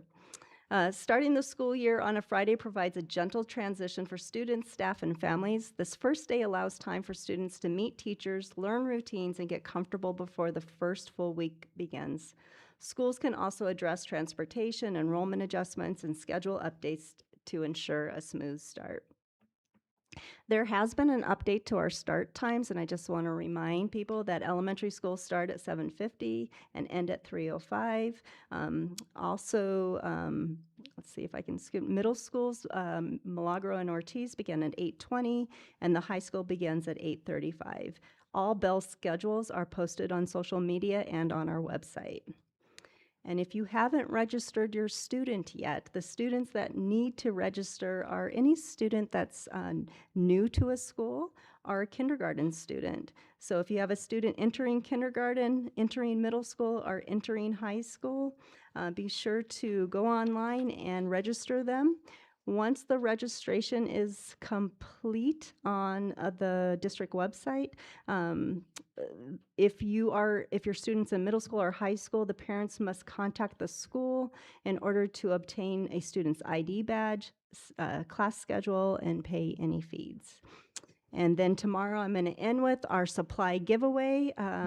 July 31st, 9 a.m. at Santa Fe Public Schools. We will host our annual drive-through backpack to school giveaway. Last year it was a wonderful event where we will give away over 1,000 school supply bags. So hopefully we'll get to see people out there for that. And a special thank you to Nusenda Credit Union and State Employees Credit Union for their generous support for this event. And that's it. I told you it was a long one. Thank you for being patient. Thank you very much, Superintendent. Yes, Vice President Bozay. Thank you very much, President Noble. I just wanted to clarify, note, or have you answer. You introduced some new staff tonight, and my understanding, correct me if I'm wrong, is that these aren't additional positions. These are new hires to existing positions, maybe some title changes, but that it's not expanded administration, just replacements for folks that have moved on. Board Member Bosse, you are correct. We haven't expanded our leadership team. So thank you. Any other follow-ups or clarifications on the superintendent's announcement? Okay, we'll go ahead and move on to Roman numeral 9 on our agenda, which is the presentation on Santa Fe Public Schools screen time recommendations.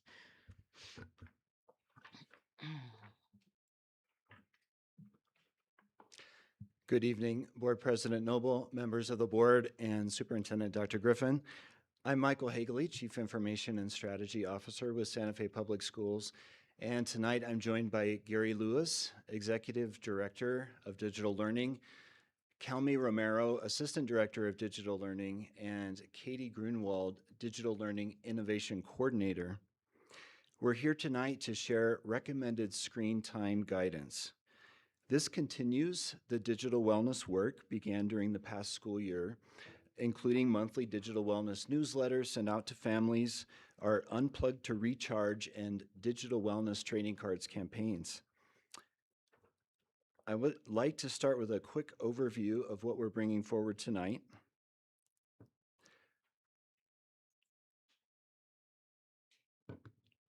This presentation is part of our response to the district's digital wellness resolution, which was brought forward this past December.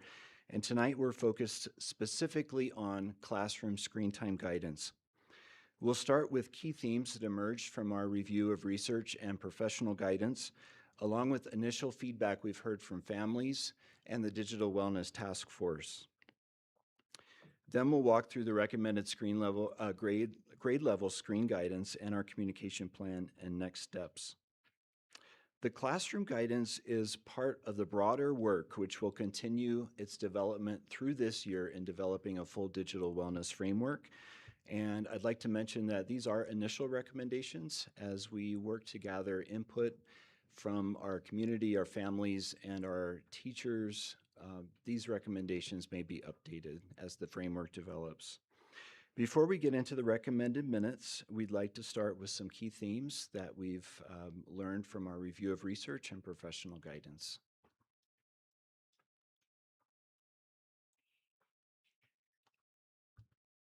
All right, good evening. So this slide outlines how we are approaching and thinking about screen use in the classroom. All students need access to balanced learning experiences that include movement, collaboration, hands-on learning, creativity, and time away from screens. We acknowledge not all screen use is the same. Purpose, quality, context, and developmental appropriateness matter. The screen time guidance is set up, works to promote active and purposeful digital engagement. The goal is intentional use of technology and intentional screen-free time, both structured in ways that best support learning. We are very grateful for the care and engagement of our families, our communities, and our staff. This slide highlights themes from the initial input and feedback that we've received so far. Key concerns include the passive use of technology and this potentially leading to a crowding out of or loss of opportunities for things like collaboration, hands-on learning, and creativity in classrooms. Another concern focuses on the developmental appropriateness of technology use, especially at the elementary grade levels. One way we've worked to respond to this specific concern is through our K2 Chrome Cart project. This provides classrooms kindergarten through second grade with Chromebook carts to store student devices when they're not in use. Staff and families also need more accessible, clear information around what technology use is required and why, as well as how digital tools are reviewed and how they connect to and support learning. The screen time guidance reflects this initial input, and moving forward, our work will be shaped and informed by ongoing engagement and collaboration with students, staff, families, and community. Good evening. And before we go further, I would like to thank the Digital Wellness Task Force, who we met weekly for many weeks this summer. And they included representation from the Digital Learning Department, Education Services, the Office of Student Wellness, Exceptional Student Services, Data and Analytics, and administrators from across the district. So thank you for your work.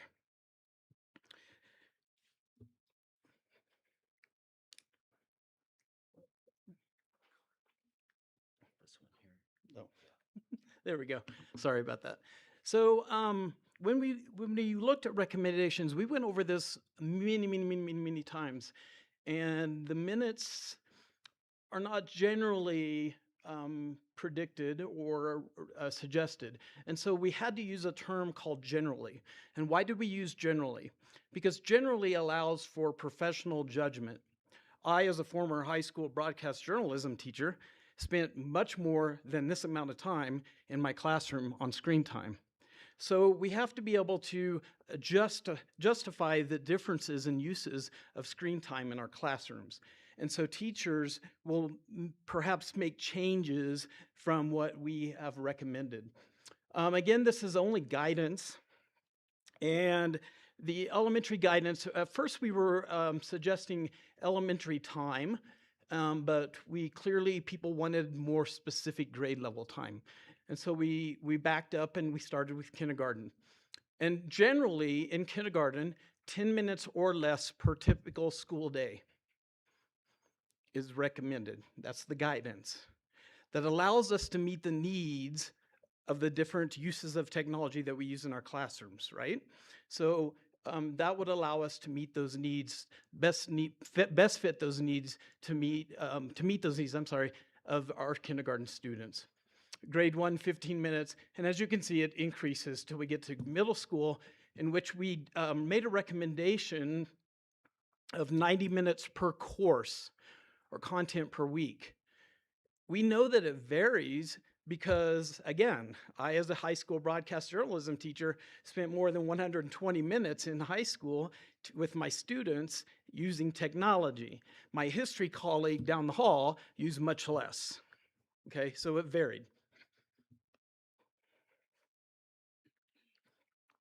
We also recognize that the general use that I spoke of just in the last slide is affected differently by these things. State required assessments. They require different amounts of time. The former slide has nothing to do with this.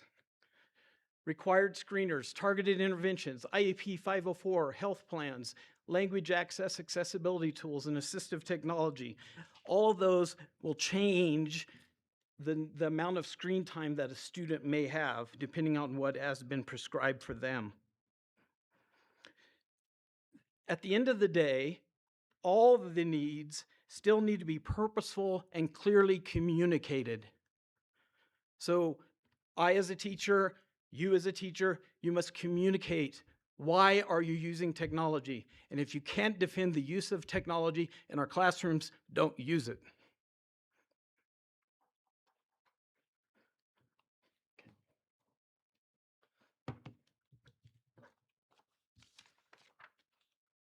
Thank you and good evening. On this slide, we're showing our screen time guidance communication plan. So our communication plan begins with the digital wellness webpage, and that will house the digital wellness resolution from the board, our screen time guidance and recommendations, as well as updates and resources for families in the community.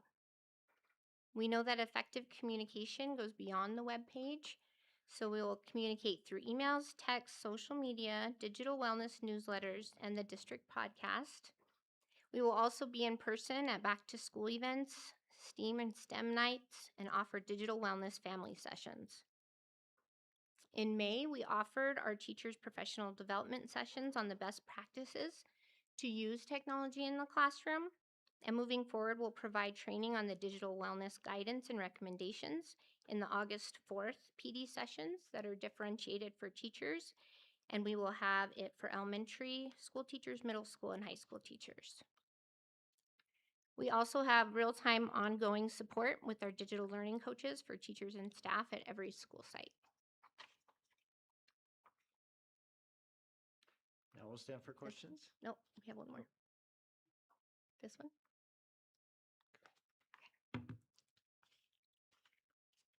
So our next step, based on board feedback on the recommended SFPS classroom screen time guidance, the task force will revise and finalize the guidance, launch our communication plan, and will compile a list of all required digital materials, including the online assessments. And later in the fall, we will update the board on our progress and present the digital wellness roadmap, which is our strategic plan to create the final SFPS digital engagement framework. So thank you all for your time and attention. We'll now invite your questions and direction. Okay, thank you very much, team. Questions from the board? Vice President Bozay. Thank you, President Noble. Thank you very much, staff, for this presentation. I have written down a handful of questions. I think we can start, oh, there aren't numbers, but on the guidance page with the numbers. Oh, before that, I was curious, you outlined the folks who were on the task force that met weekly. What I didn't hear on that list families and regular classroom teachers, educators were they part of this task force that met over the summer? Vice President Bozay, thank you for that question. Not on the task force that met this summer. The plan will be to include parents and community members, as well as students and teachers, into the task force moving forward. How will those folks be selected? We haven't identified a firm plan for that, but as we have been working on the initial roadmap, which is again is our strategic plan for developing the framework, that will be part of the work. Okay, great. So on that guidance page, I guess my question is, we heard over and over, this is just guidance. So how does that actually interact with the idea of a limit? It makes sense to me in the older grades, just depending on the specialized classes. But I think, especially because we're concerned about the younger students, that giving guidance, we've had guidance for 10 years that kids shouldn't have their cell phones out of their backpacks. And it's only really just been in the last year that we've been able to kind of hone in on that and make meaningful change. So I'm curious how we're thinking that that's going to look as far as setting actual limits and restraints in the Thank classroom. you. The core of the guidance is really supporting helping our teachers utilize technology that supports active learning and active collaboration and discussion through technology, and minimizing the use of passive or low-value screen time and screen use and device use. But our teachers also need some concrete benchmarks for planning. And so these are intended to be concrete benchmarks for them, but they're not intended to be a compliance tool or a rigid, strict limit. But we know that teachers generally are going to be supported in their planning activities, planning for instruction, to stay under these limits, so that and including activities or days that are device light and screen free. So there may be times when technology use goes over these slightly, but as a matter of routine use, our guidance will be for teachers to stay under these limits in their planning. Okay, thank you. I would love to hear more about the Chromebook carts. I heard that was a pilot, I think it was said. Is that going to be rolled out more? How is that impacting the devices that students are carrying around? The Chromebook carts are being delivered this week. I think we just have a couple schools left that will finish tomorrow, and that is district-wide. Okay. Kindergarten, first grade, and second grade. Students will be keeping their Chromebooks in the carts overnight, so they won't be taking their Chromebooks home unless if there's a specific need for them to. And when the Chromebooks are not in use during classroom instruction, they will be put away in the carts so that we're not going to have devices open on the child's desk throughout the day. Okay, great.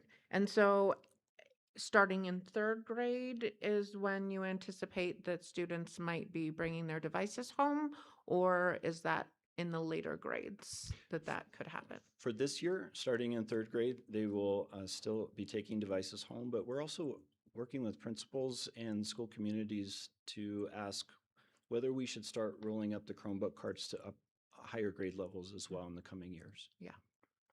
I just, I appreciate that. My youngest kid is going into sixth grade, and so I've had experience all post-COVID of him basically being attached to his Chromebook, and I don't love it.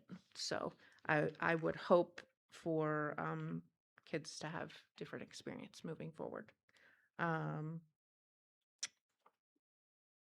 I think those are all my questions for now. Thank you. Other questions from the board?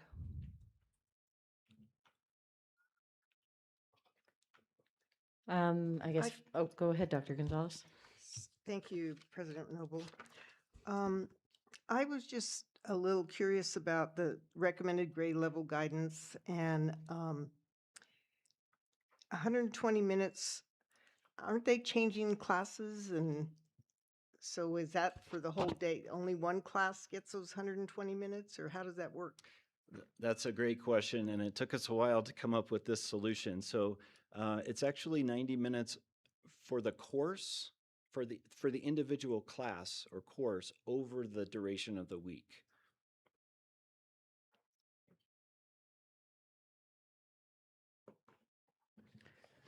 Okay, and following up a little bit along Vice President Bose's questioning line, I guess I can just say I'd love to, as we go through this, hear a little more on how the support will work on the guidance, including how we support teachers to not do screen time. I understand that that's the planning guidance, but my understanding and what I hear is there may be some teachers out there who need reminders on on how to, if there's free time or interaction to do real life in-person games. I'm interested in how we're supporting the off-screen time in order to support the guidance on screen time.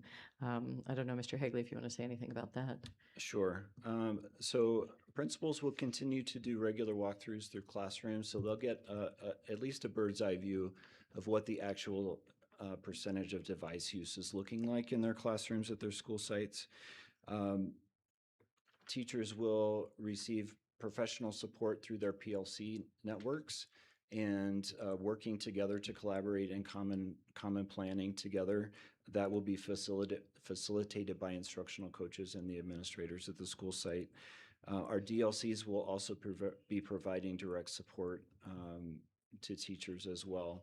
And we're also working to improve our ability to see screen time use that's happening across our network. Our tools currently are somewhat limited in the data that they can provide us, but we're moving towards very soon, within the next month, of onboarding a tool that will allow us to see by school and by a website and by application that's launched through ClassLink how many minutes students are spending on those different applications. So that would provide us with information to be able to identify hotspots in extremely high use of technology, or just give us more information in terms of being able to understand how technology is being used in our classrooms.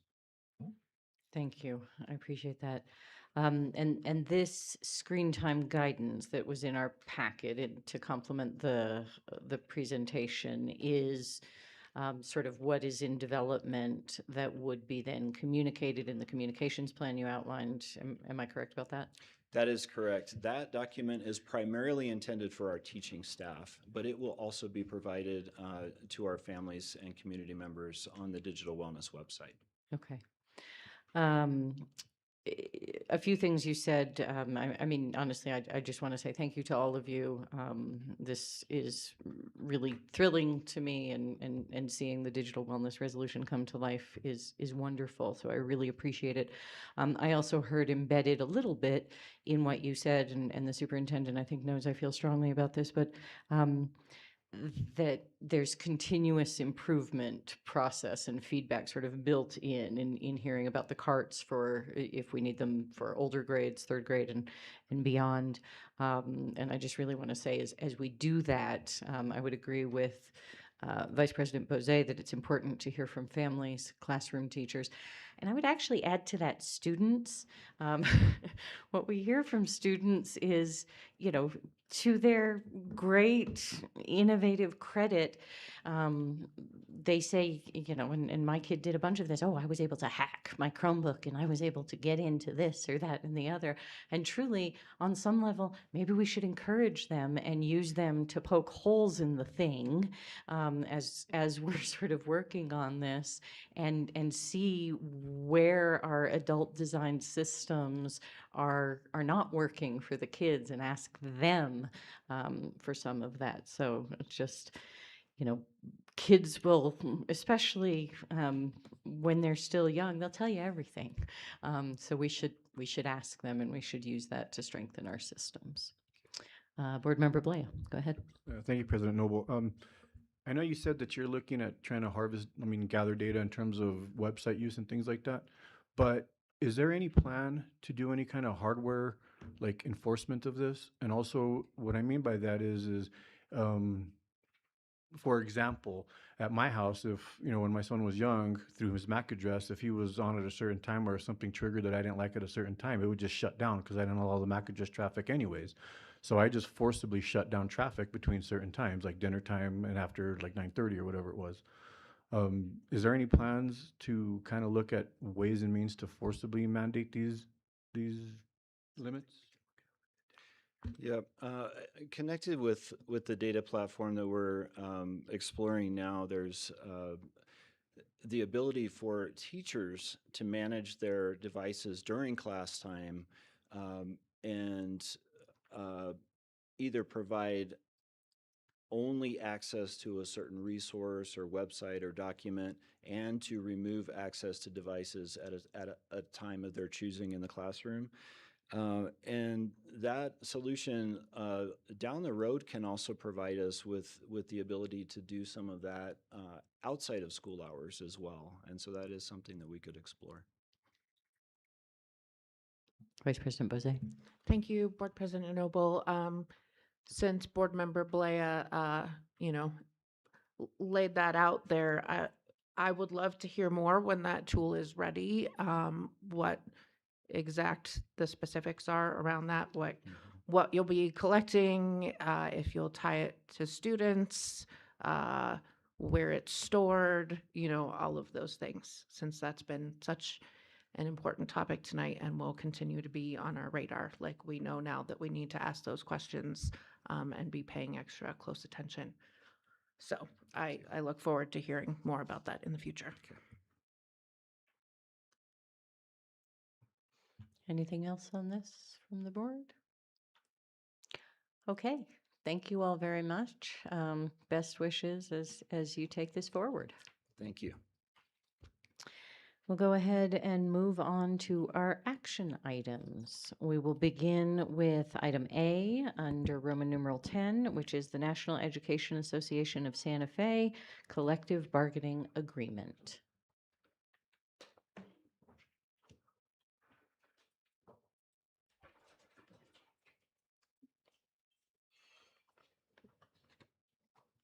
Good evening again, everybody.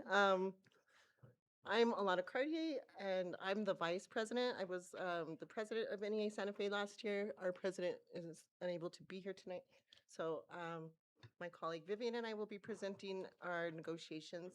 So we negotiated with Santa Fe Public Schools to ratify our collective bargaining agreement for the 26-27 school year. So the agreement reflects a collaborative effort to support employees while advancing the district's strategic priorities and maintaining fiscal responsibility. So some of the changes that we have agreed upon, under compensation, it's going to be, we have agreed upon the 1% salary increase for eligible employees. Of course, that comes from the legislature and the state. So that is definitely agreed upon. We've also revised certain stipends to support recruitment and retention in hard-to-fill positions, including specialized instruction and student support roles. We've also adopted a retention stipend memorandum, an MOU, providing a one-time retention stipend equal to 1% of the annual base salary for eligible employees hired during the 25-26 school year who return for the 26-27 school year, and they remain employed through the qualifying semesters. It'll be paid in 2 installments, 50% in December, 50% in May. However, there are certain employee groups that are excluded because they did receive compensation that exceeded the value of the stipend. Okay. Under our employee supports, we've expanded the sick leave bank eligibility and updated administrative procedures. We've updated the parental leave language to provide greater clarity and support for employees, and we've modernized the family and medical leave provisions. Protected professional practice, we've protected teacher planning time and clarified professional learning community expectations. We've established workload protections for instructional coaches, including dedicated coaching time and limits on substitute teaching. And we've updated professional development expectations to ensure differentiated job-embedded learning while protecting planning time. No? Where are we at? Student services. Okay, and then we did staffing and operations. We updated employees transfer timelines and staffing procedures, revised class size and teacher workload language, updated health and safety provisions, including OSHA trainings and requirements, and expanding the tobacco-free workplace language to include vaping and electronic smoking devices. And then we had the leadership and recruitment. We revised and updated lead teacher and specialized leadership positions, revised and added stipends to support bilingual education, special education, instructional support staff, testing coordinators, translators, counselors, nurses, and other high need positions. And is that it? Okay. So the negotiated agreement includes the 1% salary for eligible employees, target stipend enhancements, and a one-time 1% retention stipend MOU for eligible employees. And that, I think, concludes all of our, The overall. that's our overall generalized summary. I do have a more detailed list that I can email out. It was 30 pages long, so I didn't want to inundate you with too much stuff. So if you want that detailed list, I'd be happy to send it out. Thank you very much. And just to be absolutely clear, you all from NEA Santa Fe support adoption of this collective bargaining agreement. We do. We have sent it out to our members, and it was voted to pass. Thank you. Any questions from the board? Go ahead. Do you want to go? No, I was just going to say thank you to you all at the NEA. There's so many hours of work in here. Thank you, Superintendent, to you and the district team. Really appreciate all the hard work that went into these improvements in the CBA. Thank you. Vice President Bozay. Thank you, President Noble. Ditto that. Appreciate all of you and your work, and I really am pleased with these changes. I would like to move adoption of the NEA Santa Fe collective bargaining agreement. I'll second. Okay, we have a motion and a second. Any further discussion? All those in favor, please say aye. Aye. Any opposed or otherwise? Okay, we've approved the collective bargaining agreement with NEI Santa Fe. Thank you. Thank you all again. Moving on to action item B, consideration of lease agreement for monopole cell tower. Of course, as Dr. Gonzalez diligently read, this was in our executive session. So now we have it as an action item. Is there a motion? I can go ahead and make one. I will go ahead and move that we direct the superintendent to move forward with consideration of the lease agreement for the monopole cell tower with the questions and considerations discussed in executive session. I will second. We have a motion and a second. Any further discussion? All those in favor say aye. Aye. Aye. Any opposed or otherwise? Okay, thank you very much. Moving on to our consent agenda. I have a contract or a couple on the contracts list that I would like to talk about. Is there anything other board members would like to pull from the consent agenda, so to speak, to talk about?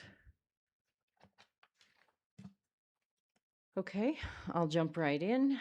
I'll just go ahead and say real concerned about this IT Connect contract for $350,000. I'd like to understand that as well as and how that works with the next level contracts that are also on this consent agenda.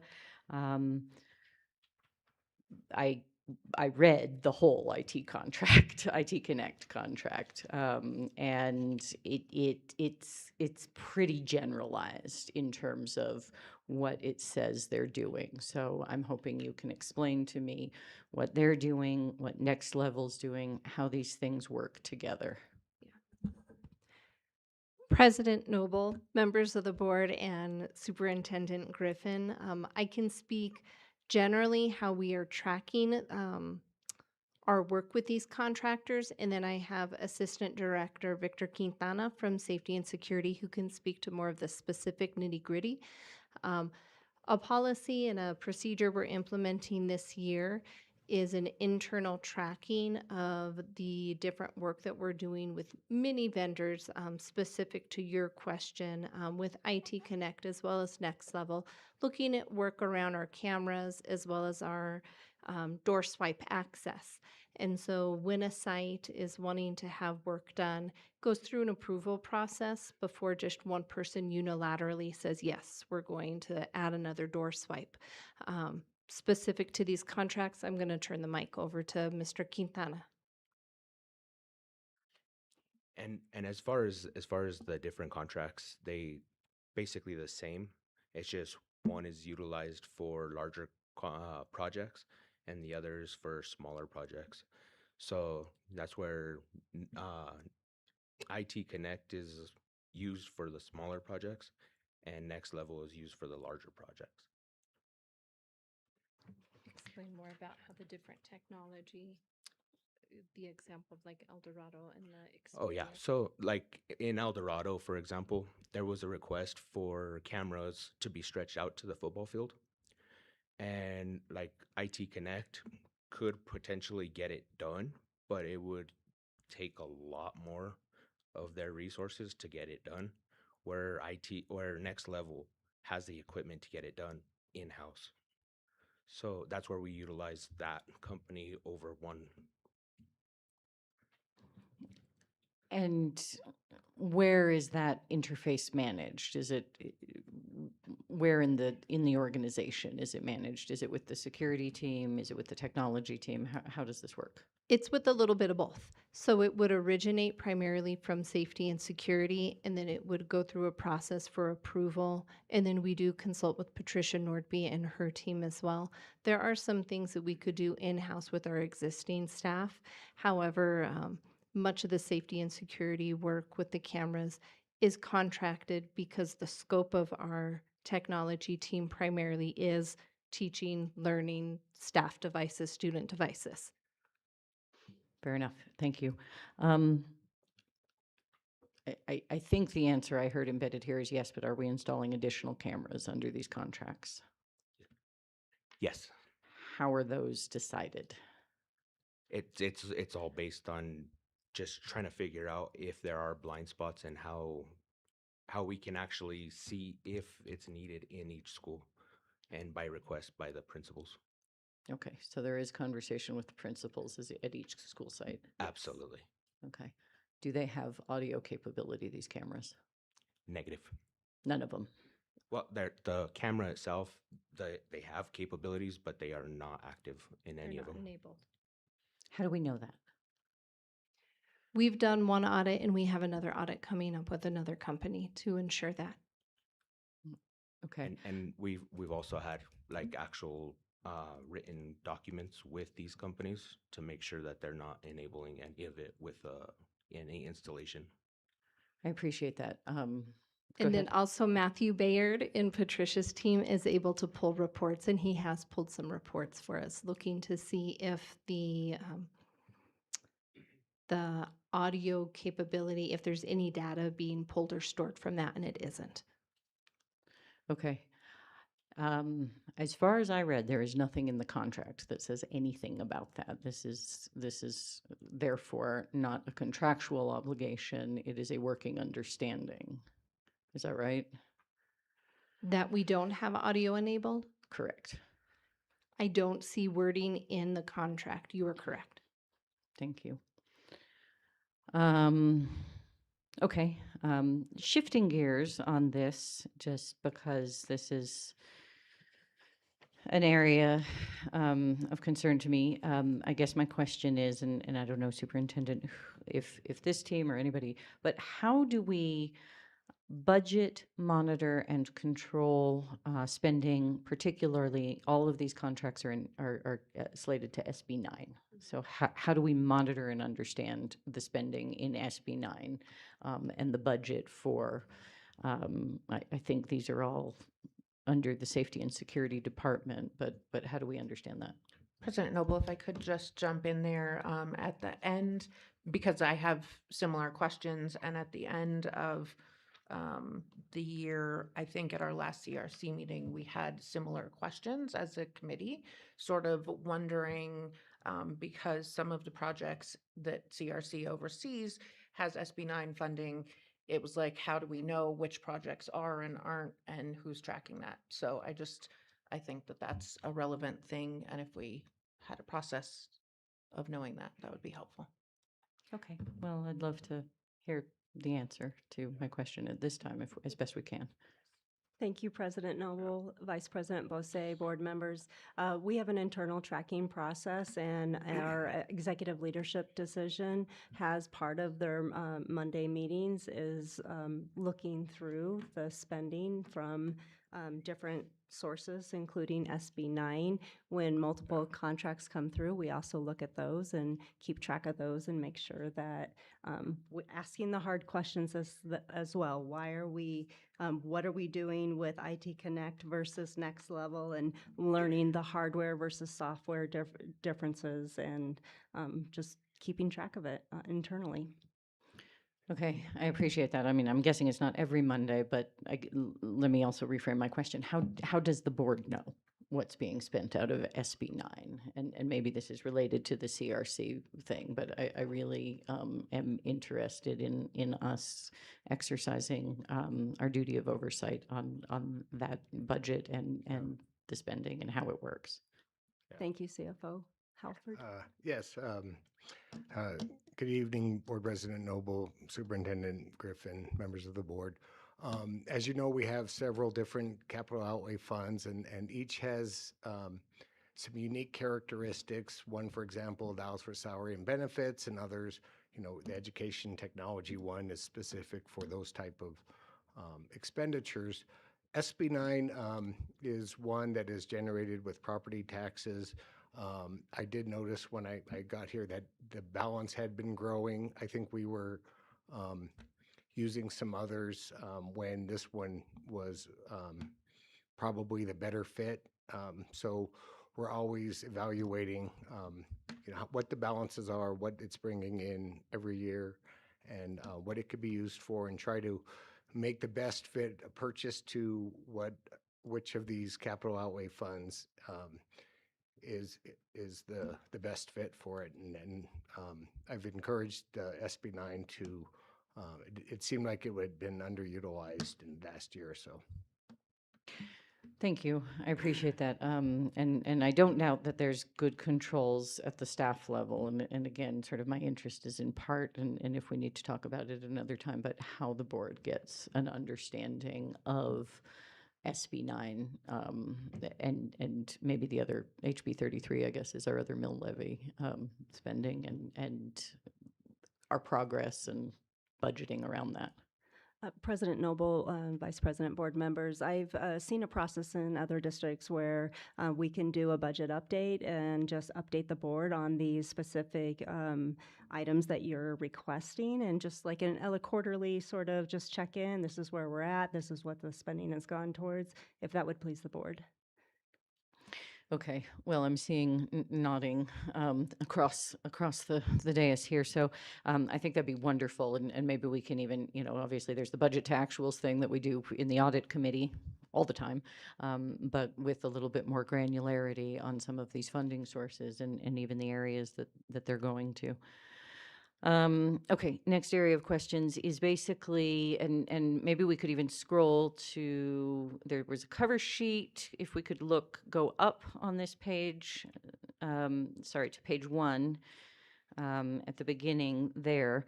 If technology is involved, it says not applicable here, which to me is, do we not, I guess, and Superintendent, I think I've sort of asked you and can ask my other board members to weigh in. I'd love to understand how we vet contracts. This one did catch my eye, as it's not applicable that the technology director look at this or think about this. And there's the authorized by executive leadership stamp. But I just wonder if we could hear a little bit about what is the vetting process and how different members of the team weigh in on these contracts. Absolutely, Board President Noble, Vice President, and board members.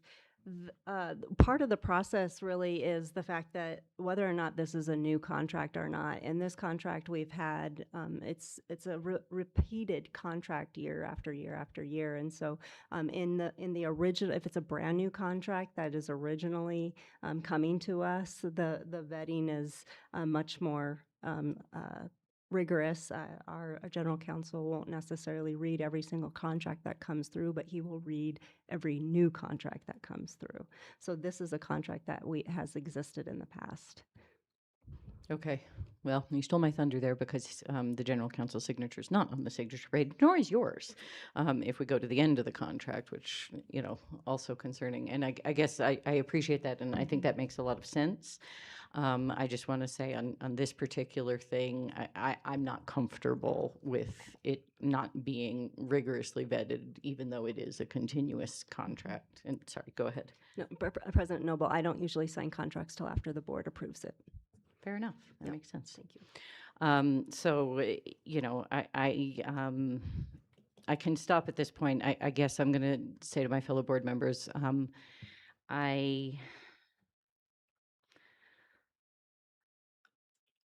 trying to think. I am not comfortable, so I will ask that we vote separately on this IT Connect contract. I'm not comfortable with it. I'm not comfortable voting for it. If anybody else has any questions or want to follow up, I just, given what we've been through, am not comfortable that we don't have anything in writing that sort of assures any privacy or anything here.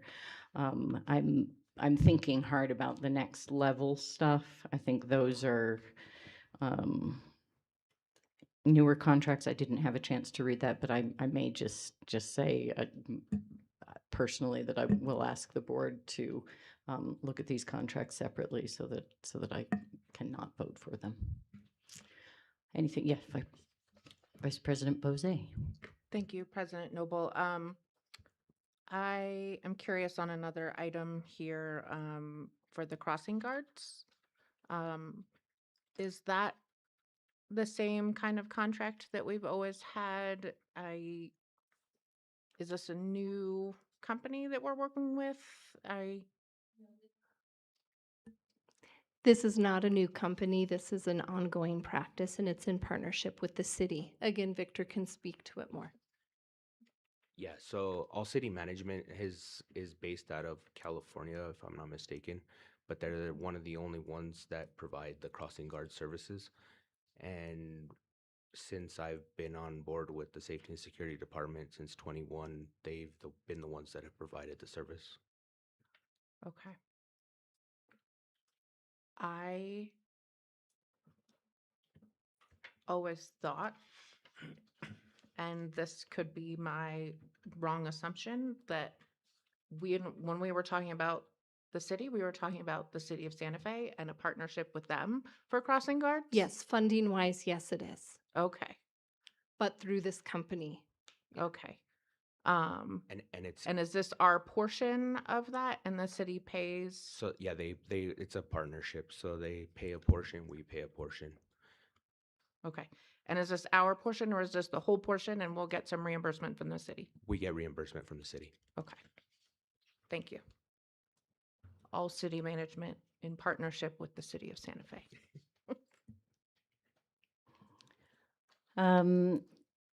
I guess I do have another question on the next level contract. It says in our grid here to purchase, repair, maintain, install intrusion, fire, surveillance, access control, network devices, mapping, lighting, electronics, and communications district-wide. Is the surveillance piece there only cameras? Or is there more to it when we say they're doing surveillance? So that, I think that's a general for the company itself. For surveillance, they really don't provide surveillance for us at all. So everything we do as far as surveillance is just internal as far as our VMS that we have in-house. Sorry, I don't know what that means. I'm hoping you can unpack it a bit more. So we have a camera system within the district that we have on our servers, and nobody has access to that whatsoever. It's all in-house. But yeah, no, as far as surveillance, they do not provide surveillance. Okay, so our camera systems are closed to us, is what I'm hearing. Correct. Okay. So that surveillance that's sort of mentioned there isn't really part of what. Yeah, that may have just been put in there as a general from his scope of work as a company. Okay, but that contract, this is the $350,000 one is what I'm looking at, because there's another one for $135,000, but the $350,000 one that says purchase, repair, maintain, install intrusion, fire, surveillance, access control, network devices, does that do cameras as well? Is that what you were referring to, like for the field? larger projects, yes. Correct. Okay. And we think those don't have audio as well. The audio is not enabled. Is not enabled. Okay. We'll go Board Member Blea and then Vice President Bozay. So, because I'm so confused by certain things, like from a policy perspective, like cybersecurity and things like that, and I'm trying to wrap my head around everything tonight. It's kind of left me like in a bit of a, like my head's really super spinning right now. But one of the things I did, but I wasn't sure, I don't know if I should mention it, but High Point Networks, 206,000, and it's for VoIP services and smart voice monitoring. And so, again, I'm not sure what that means. That contract is through technology, and that is for our district phone system. And we have Patricia Nordby here who could speak to that more.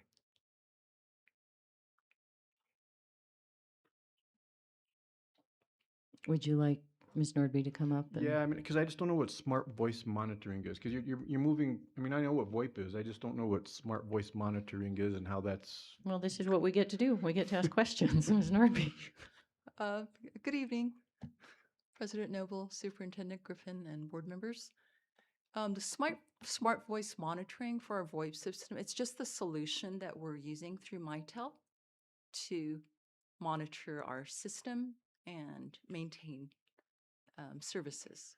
So are you, mm, It is, yeah, it is just the term that they are using. So we have voice over IP phones throughout the district. right, And High Point Networks is the vendor who supports that system. okay, And the solution is Mitel. okay. I'll follow up later, President Noble. Okay. Vice President Bose. Thank you, President Noble. I guess along the lines of considering these contracts separately, and/or, depending on how that vote goes, considering them at a future date, I guess I'm wondering how a future policy might impact these contracts. Like if we were to hypothetically vote in favor of these contracts tonight, but in the future we have a student data privacy contract, policy, will that impact these contracts retroactively? Or is there reason to hold off on the contracts pending stronger policy from the district? Thank you, Vice President Bose. General Counsel Granada, can you please answer that question about retroactive contracts and new policy affecting old language? Good evening, President Noble, board members. Basically, once you enter into the contract's the contract, and it's through the term of the contract. If the board enacts policy after that contract, that policy can't necessarily affect the contracts that are already in place. So I guess that's the short answer. Thank you. Board Member Beta. Thank you. President Noble, what would be the impact if we didn't approve these contracts?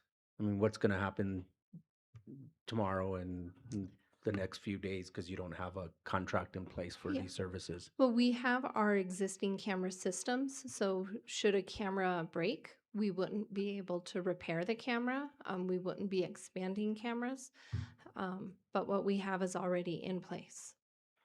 So is it possible that maybe we don't deny this evening, but we postpone it, and maybe there's a presentation or some kind of better, I mean, obviously the board has concerns about these items, so in my mind, I'm thinking we postpone this and the staff prepares whatever it is you need to prepare to make us feel more comfortable approving contracts this size and for this purpose.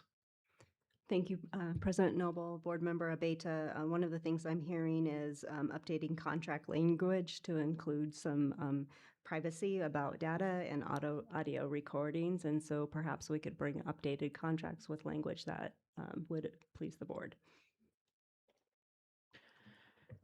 Thank you, Superintendent. I was going to say something exactly like that, and thank you, Board Member Abeta, for that. I don't want us to not be able to do this, but I do feel we need to have some language in our contracts that assures us a little more of, it sounds like, what are robust practices in reality on the ground. I appreciate that, but I guess I would say I would appreciate seeing it in contract language. Okay. Go ahead, Vice President Bose. You're looking imminent. I was just gonna make a motion to. One moment. I believe that one of the next level includes AED devices, which are required by state. Do you want to speak to? Sure. Good evening, members of the board, Board President Noble, Superintendent Griffin. one of the functions of this company is to monitor our AEDs that we currently have in our schools. So, Member Abeta, I just want to make sure that you know that that could impact next level. I think so. Can you tell us which contract? There are two next level contracts on here. The one that seems to have the same terms as the IT Connect for the cameras is 350,000, whereas the other one for about 135,000. If it pleases the board, I think we're going to need to figure that out for you. Yeah, I don't think it's on this one right here for these ones, because this is just gonna be for a blanket PO, and then this one's gonna be for the RPM. I can guarantee that neither of the 350,000 contracts include the AEDs, and right now I am passing the smaller contract to the team for them to double check right now. Okay, well, thank you very much, Deputy Superintendent, and we can wait for the answer. Just to say to the board members, and I don't know if this is where you were, Vice President Bozé as well, but I was going to ask that both of the $350,000 cameras, or sorry, contracts that involve cameras be the ones that we ask to come back. The other one for 135,000 for next level, which says annual maintenance, repair, mapping, firmware updates for cameras, alarm panels, and access control systems district-wide, concerns me much less. Yes, that is what I was going to suggest. Marvelous. And go ahead, Deputy Superintendent. Just to piggyback on what Dr. Griffin was stating, I want to clarify that the board would like new contracts with more specific wording and a more specific scope, as well as wording about no audio and then student data. Is that correct? Yes, I think yes, and lots of nodding heads here. Thank you.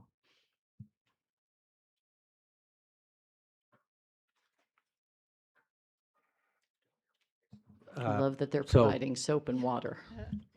So President Noble, do you need a motion to approve the contracts over 60,000 with the exception of the next level contract for $350,000 and the IT Connect contract for $350,000? I think we do. I was going to wait for the answer from the Deputy Superintendent on the AED devices, and I think we can also do the whole consent agenda unless there are other items accepting those contracts. Deputy Superintendent. The AED devices are not specifically mentioned in the other next level.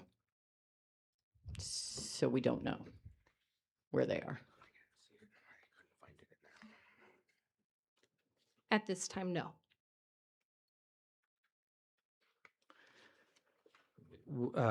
President Noble, when's our next board meeting? 2 weeks from now. Can we live without these three contracts for 2 weeks? I believe so. Okay, so seems like, are we ready for a motion, or should we wait a minute to see if we can figure out where the AED devices are?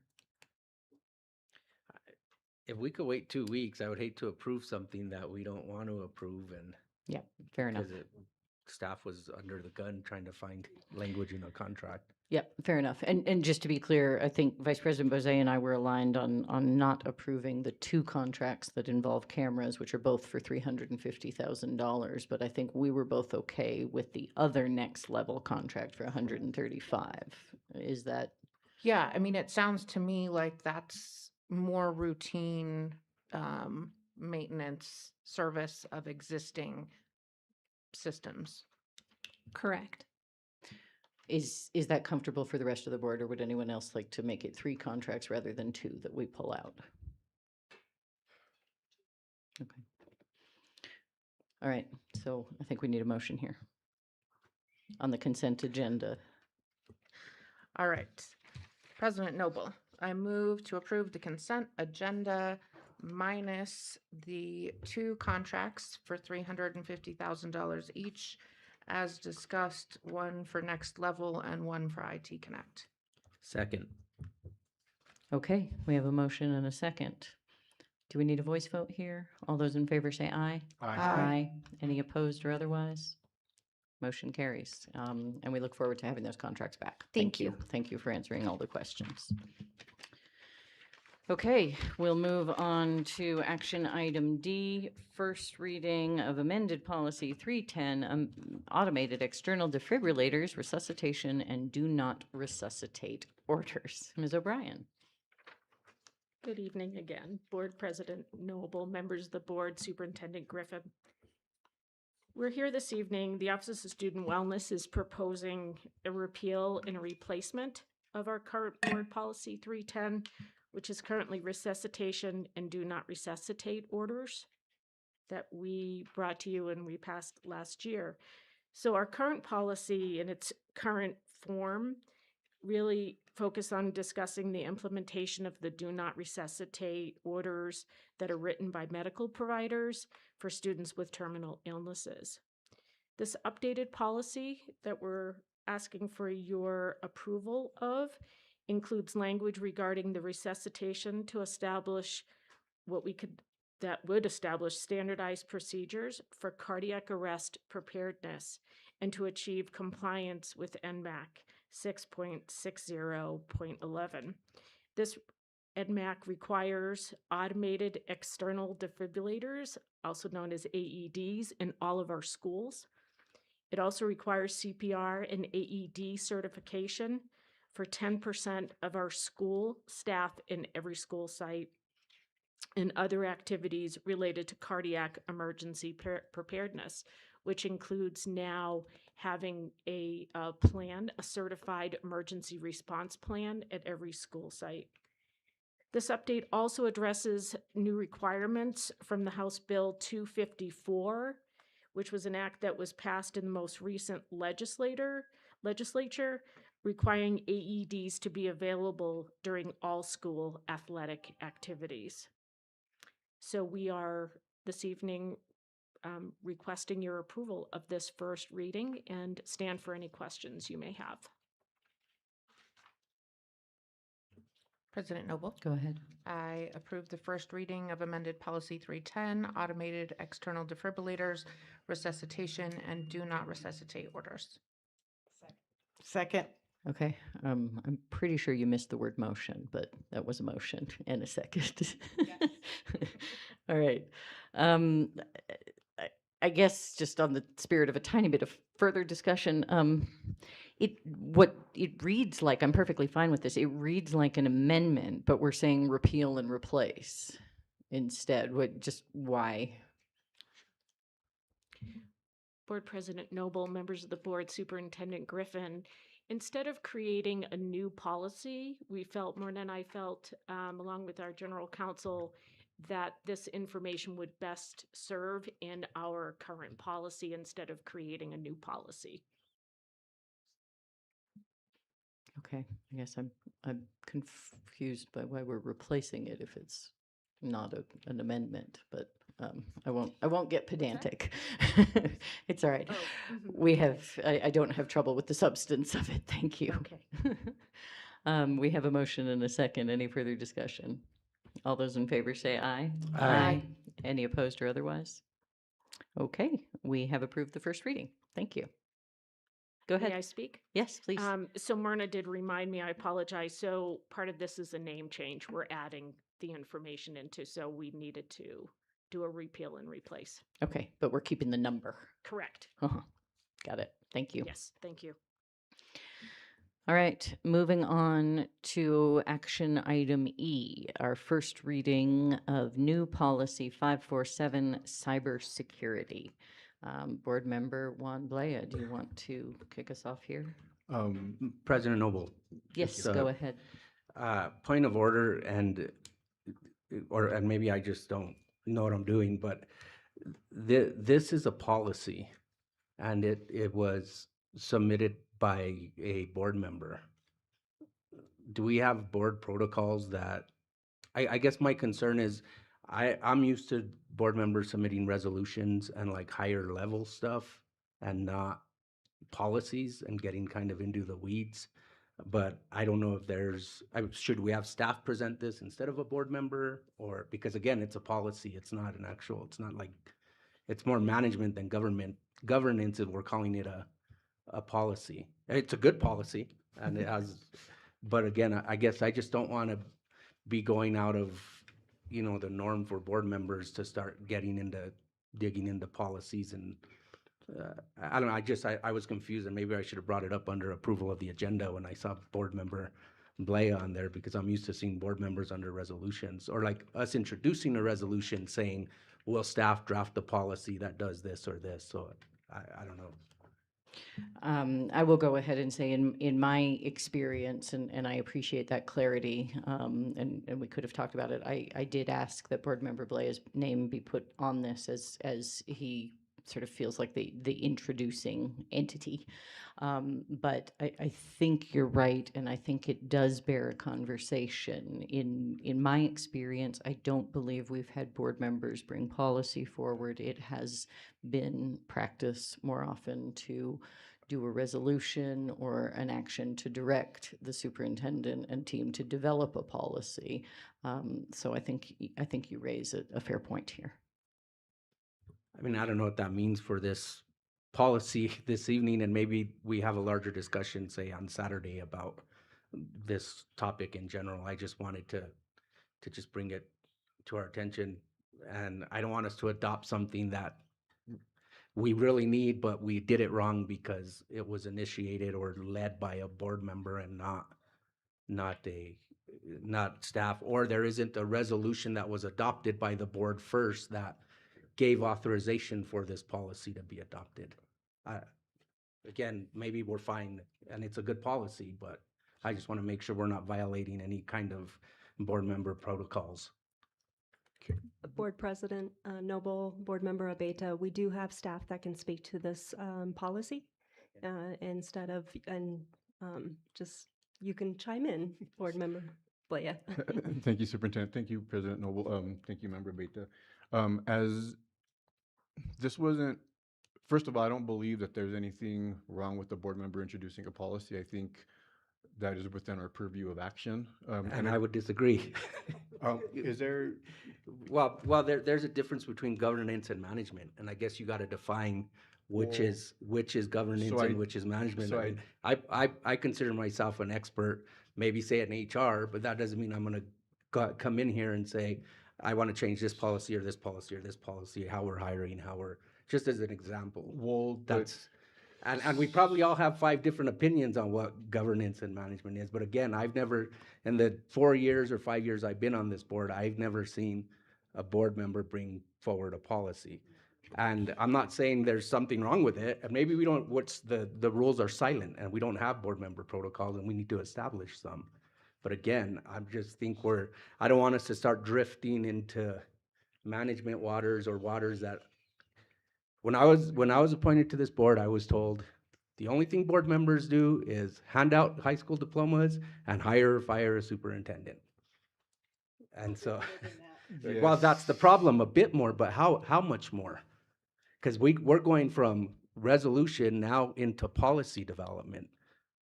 And so it's a question, and again, I don't object to the first reading this evening. I don't even object to the policy. What I'm questioning is our role as board members and where we overstepping our authority as board members, and we're getting into the weeds and the management of, we're doing your job basically as a superintendent. And I'm not saying that's not being done here, but again, and the reason why this comes up is we had a similar discussion at our housing task force meeting, where we started talking about, okay, what is it that we're going to take back to the board, and what should the board actually adopt? How much in the weeds does the board need to get as far as what teachers qualify, what should be the salary of the teachers that qualify? And we spent a meeting or two on just this topic alone, and that's why I bring it up, because I don't know that it's very clear as to what our role is and what defines governance versus management. So again, I have no problem going through the first reading this evening. I think it's something bigger that we need to discuss as a board moving forward. Vice President Bozay. Thank you, President Noble. And I think just to clarify, I heard Dr. Griffin say, well, there's staff that can speak to the policy, and I don't think it's so much about who talks about it or introduces it, but the process leading up to tonight that Board Member Abeta is highlighting. Is that correct? Well, I don't know what the process Right, was. right, That's- right. But like, it's not about who says, hey, this is important. It's about how the policy was initiated versus like what you're saying is that traditionally we bring forward resolutions and say, this is important, staff work on it. I'll sit with you and we can work on it, something like and that. then a policy comes forward as a result of the, but there, and again, it's not about this specific item. It's about Clarity. clarity around- and around the process, and if we're going, you know, we're, yeah. I mean, just, it's I just wanted to pull and apart. where does, if I'm gonna dig into all the policies we have as a school district, Yeah. that could be, or another board member, that Well, could be an and issue. again, I'm And not. that's why there's usually board member protocols but we're at a disadvantage as a school board because I don't know that there's ever been made clear And protocols. I'm not trying to as highlight my opinion one way or the other, just that it wasn't about a board member talking about a policy or staff talking about a policy, that it was more than that you were trying to highlight. And That's again, maybe we discuss this, we do the reading tonight, and this is a discussion that we have as a board as part of our executive session. I mean, our strategic planning on Saturday, or it becomes a topic we visit over the next few months as a board, as strategic topic, so that it is more formal, because I just want to make sure we're not muddying the waters. Board Member Blaya. Okay, so thank you, Member Abeta. I understand where you're coming from. I do. But through all the trainings that I've been through, we are, as board members, in accordance with the New Mexico School Board Association, we are responsible for budget and policy, which is why the NMSBA provides templates for policies. We have chosen as a district not to adopt those policies, so we don't participate in the NMSBA's policy process. Now, specifically to this, and specifically to the issues that were raised in a very difficult way for me to hear tonight, even though I had met with the people about this. When you go to our document section, it is board policies, right? So those are board policies and they're under the school board. So that I have been looking through policies because there is very clear, there are holes in certain policies that we as a district do not have. So how I did this is I spoke with superintendent, as all we can do is work through the superintendent. Now I do have a ton. I belong to different, organizations, and the OCIO of the state of New Mexico did advise that, hey, we have a template for you guys. We're doing this across all the districts in the state. You guys are the only ones that are lagging behind. So I said, okay, well, let's do this. So I, from everything that we've done and I've done in my career, I did have different templates that we could use. I brought it to the superintendent. I mean, it was just in my white paper form. I didn't, I didn't say, hey, but I did give it to the superintendent. Superintendent then had Josh, Michael, Jamie, and Patricia.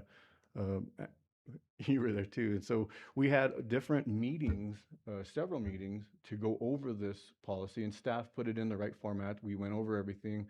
And then the way that I understand it is that from a policy, then an AR comes at the direction of the superintendent. And if you go through this, then the superintendent and the director of technology are then directed to do all the, the day-to-day ops and all that stuff.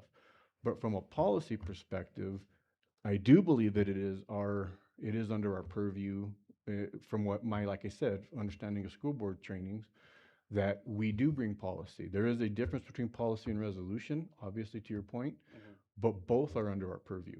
And I don't think that and I'm, again, meeting with Chief Counselor Granada, I do think that had there been any violation or any kind of wackiness, I do believe it would have been advised throughout this process, because this didn't just happen like this week. This has been going on for, I don't even remember when we had our first meeting, Josh. It was like the school year hadn't even ended when we started this process. And so I know staff worked super diligently on this to put their revisions in and to go through it. So I do think that, I operated within the confines of what a school board member should do as I worked through the superintendent. I didn't, staff actually modified it in accordance with what they're doing on the ground. And they're the ones that kind of said, because I just said, hey, this is a framework, let's go through it. You guys, tell me what needs to change or what doesn't need to change. And that is what they did. We went through it the same way that we did the resolution on a screen where now this is dumb, now this is dumb, no, this is not going to happen, no, we have to do an AR here. So all like the actual things that happened for the groundwork were done by staff. All I did was come to the superintendent, and I believe, honestly, that we have other policies that do need to get brought forward as a result of a lot of the things that have happened in the last few weeks. This predated that work that has come up since, the last 2 or 3 weeks. And I do believe, and I hope Vice President Bose will speak to this a little bit, that the need for other emergent policies that then this will tie to. But it is something that the board, I do feel, is within our purview and responsibility. And, they don't say superintendent policies, they say board policies. And so I think that there has been like a bit of a drifting away from that rule. But when I did this, I still worked through the superintendent, and I didn't work as a rogue agent, just going and talking to staff. I did work through the protocols that we've established for everything. And although it may appear that I just kind of did this and I wrote this and I said, we're going to do this, that's not how it happened. It emerged through staff readings and through the process of how policies and AR work together. So I want to make it very clear to my fellow board members that this was not a rogue activity. It wasn't anything that I did in such a way as to say, oh, I know better than everybody. It's there are gaping holes that as we witnessed tonight, that because the world has shifted, the world has changed, and now we are in a different type of, I don't want to use the word war, but because I have seen what I have seen in the dark web and all that crap, we're in a different state that now we have to protect things in a different way, and we have to have policy that says we are going to do things in a different way. If this policy was in effect, say a year ago, I really strongly believe we would have had some recourse against the PED and Amira. I strongly believe that. Of course, we're all learning as we go. None of us knew about Amira. Nobody knew what it was doing. Nobody knew about biometric data being collected. I didn't know that until 2 weeks ago. But this policy has been in process for several weeks, several months, really. We're already at the end of July, so it's been months. And so I just want to say, Member Beta, I understand your concerns, but I didn't do anything that's outside the purview of what trainings have instructed me. So, President Noble, thank you, Board Member Blea. He's not wrong. There probably are a bunch of policies that need to be updated and fixed. So I guess maybe what I'm getting at is, how do we prioritize that and know which one that we're addressing the right ones, which ones the staff we need more staff input or less. And again, I go back to the way where you and I are used to city government, where there was committees and there's a real clear way to get things up to the governing body so that they're adopted. And so maybe what I'm getting at is, okay, yes, board members do need to bring forward policies, but we need a way to prioritize those policies, or some kind of, maybe we give you a list of top 5 policies that we'd like you to take a look at over the next 6 months, or so that we're just not, as we stumble across something, saying, here, now fix this policy, or I want to start working on that policy. I guess let's just be a little more strategic about it then. That's all. Fair. Okay, if I may weigh in on this, because there's a lot of threads here. And certainly I want to say, I also agree with Board Member Blea. There are gaps in our policies. There are things we need to address. And I do want to say, in all of the training I've done, the board does oversee policy, but the implication is not necessarily, did you write this policy? Well, no. Did you draft it, or I did staff drafted draft it? both. Okay. Both. There's framework policies that there's a heavy push at the state level to make sure that all governing bodies, local and otherwise, are adequately policied in terms of cyber threats because the world has changed. I So don't- that's I- where that's where it came from, the Yeah, framework. No, and I was just trying to get to, what I understood from Board Member Abeta, and I think you're raising something that does bear some consideration and discussion by this board. But to me, Board Member Vice President Bozet has looked at existing policies, I would say even particularly with our wellness department, and has brought forward amendments to existing policies. So that I've seen happen. What I have not seen happen is a board member drafted policy without the board that's been clearly taken quite a bit of staff time, that's happened without the board sort of buying into that process ahead of time. And I think that for governance and for the sake of it, because I might want a million policies and some of them may be good and some of them may be terrible, I do think it's incumbent upon us to figure out what is a good process if we're going to be drafting new policies and bringing them forward, how the board agrees to allocate the resources of the district and the staff time, and how we prioritize that in terms of, again, bringing forward new policies, what's the process for that versus amending existing policies. And that's something I was going to volunteer, to have a conversation with our board counsel, Elena, and to even, offer Board Member Blea that you could have that conversation as well, so that we do have some guidance, because it does sound like there's some misunderstandings in terms of what our trainings have been. And to me, I've been through a lot of them. This is actually a gray area that Board Member Abeta, I appreciate raising. I just also want to acknowledge, and this was true even at the city, but there's a power imbalance in the room, where, not to say that any of these staff in particular might be unwilling to push back on Board Member Blea, but there's a power imbalance. So, I mean, I like some of the bones here a lot. I think it's important and it's plugging important holes, but I have some concerns about, because I've also never seen a policy that directs a staff member other than the superintendent, which this does pretty extensively. So in terms of that approach, and I know it says or designee of the superintendent, but again, this is directing staff that's not the superintendent by board action, and I'm uncomfortable there. So we're in some new waters, and I don't doubt that maybe we need to be, but ultimately how we do this, what we do, and what the parameters are for this board around new policies, policy making, our governance and process is a piece I think we need to wrestle with. Then there's this policy itself, which is very long. I had to read it a number of times to sort of let a bunch of things sink in. But, I guess my primary thing, and if we want to move forward on this thing, I have questions about this and about what's in it, including, that primary thing, which is, it also doesn't, to me, look like other policies I've seen in the policies that we have. Formatting and who answers questions, not particular concerns of mine, but this doesn't read like a usual policy. And again, my primary concern is how much it directs staff to do in a very particular way, and there are things in here that I think belong better in an AR. So there's lots of threads to pick apart here. Board Member Blea. Thank you, President Noble. So as we so those designees and all, that wasn't me, that was staff. Staff determined that, and staff could correct me if I'm misspeaking here, but we did talk about the difference between superintendent and the technology director doing different things. It was discussed. And it was discussed about who should be responsible for what.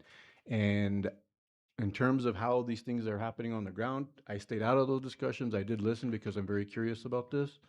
In terms of power and in terms of power imbalance, I I asked the superintendent, so staff went along with what the superintendent directed. And so, I don't know what else to say if, we don't want to continue with doing a cybersecurity policy or other policies that may be needed down the road that are very much needed, um, not only for our students' protection, but from this whole thing with the PED, we could have prevented had we had the right policy structure in place. Um, w- we simply do not have certain policies, and I don't want to get into what we don't have. We know what we don't have. And so if we don't want to pursue this, if we don't want to pursue a cybersecurity policy or any other type of policy that would protect from a cyber perspective, then that's the direction of the board. What I'm trying to do in my role as a board member is to represent what I believe we need to do, and that is our students. um, I know that Patricia has done a great job with what her team does. Matthew, I don't remember his last name, but Matthew, I keep hearing his name as being a rock star in terms of this stuff. And I don't get into the details about what they do. I really could. I could literally get into the very nitty gritty about how to program the Cisco routers or whatever else they have here. I could do that, but I don't because we have qualified experts to do that. What I am trying to do is say, we have some policy gaps that have left us exposed. Obviously, after tonight, if we don't realize that we have policy issues that have left us exposed, then I don't know what else to say. We sat through some very difficult testimony tonight. Um, and although the superintendent took a very strong stance and a good stance that made it very clear that we're not going to allow that type of threat and vulnerability in our district, we need to do more to prevent it from happening again. To our point about talking about contracts with language, policy would actually tie those contracts to policy. So to Board Member Beta's point, I get what you're saying, I do, but I didn't slam this down anybody's throat. And if at any point staff or superintendent has something, against, or say, hey, this is ridiculous, they have told me stuff I've said is ridiculous. And they don't have a problem telling me that, hey, this is boneheaded, or hey, we're not doing this. But in this particular case, there are gaping holes in our policy structure. If we don't want to acknowledge that, then that's the direction of the board. But in terms of who does what and the AR, that all came from staff. I don't even know what those are. I had to ask Josh, what is an AR? I don't even know what an AR is. So I didn't come up with that. That was what staff did. So, I all I did was say we need this policy. Here's a framework, and staff took it from there. So if I overstepped, again, it wasn't out of rogue activity or malintent. It was simply to look at a place um, where there is, and Vice President Bose spent a lot of time, I know this, and I'm not trying to say anything to speak on your behalf, but I know as we're going through this process, there are issues that we have to address as a district and as a board, and I don't know what else to say. So that's where I'm at. Yeah, If we don't want to, if we don't want to look at this, if we don't want to look at this policy, we don't have to. Yeah, and President Noble, these are two separate issues. All I'm saying is we need a defined framework for how we address policies, because Board Member Blair is right. There's a lot of policies, and this evening was a good example of policies that we need to update or fix. And all I'm just saying is we should have a better defined process for how we do that. That's all. I agree with that. And I want to say I appreciate what Board Member Blair, that, you're working to identify key holes that we need to fill. And I would just say I don't think anyone on this board disagrees or doesn't want to have a cybersecurity policy. There's the point Board Member Abeta just made, and then I have questions about the appropriateness of the level of detail of this policy, because some of it's uncomfortable. It's not because I don't want a cybersecurity policy. We heard tonight about, cybersecurity and then privacy, data protection as a different leg of the stool, which I'm very interested in. But this, to me, I have some concerns about, again, how specific and directive it is in terms of operations, because to me, a policy should be a policy. That is the purview of the board. But the implementation, operations, and ARs that fall under that are a key part of how we work. So with that, I would ask, I don't think we need to get into theoretical debates about what we need or what we want to do. We agree that there's work to be done here, but I would ask, what is the pleasure of the board tonight? Do we look at this in terms of a first reading of a policy, or should we ask to bring it back and have some discussion with, maybe getting Elena to weigh in a little bit from a council perspective, a governance perspective, and have some discussion at our retreat on Saturday? President Noble. Yeah. It got on the agenda, though, and maybe the discussion should have been had before it got on the agenda. And so since it's on the agenda, I think we should have the first reading.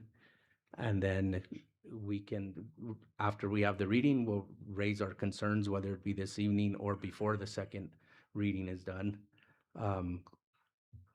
So I don't mind having the first reading. Well, President Noble, in light of the discussion that happened tonight, and in light of what we need to look at, and to your point about the specificity of it, I mean, staff did bring that up as a concern. Josh brought that up very clearly. It's a lot longer than most of the policies that, I did ask. Well, I don't want to get into that, but the realities is that we are probably not prepared to take on this issue tonight. We're probably not ready to look at this holistically, especially from a data privacy perspective. And so I move that we table this particular reading until after we've had the board retreat,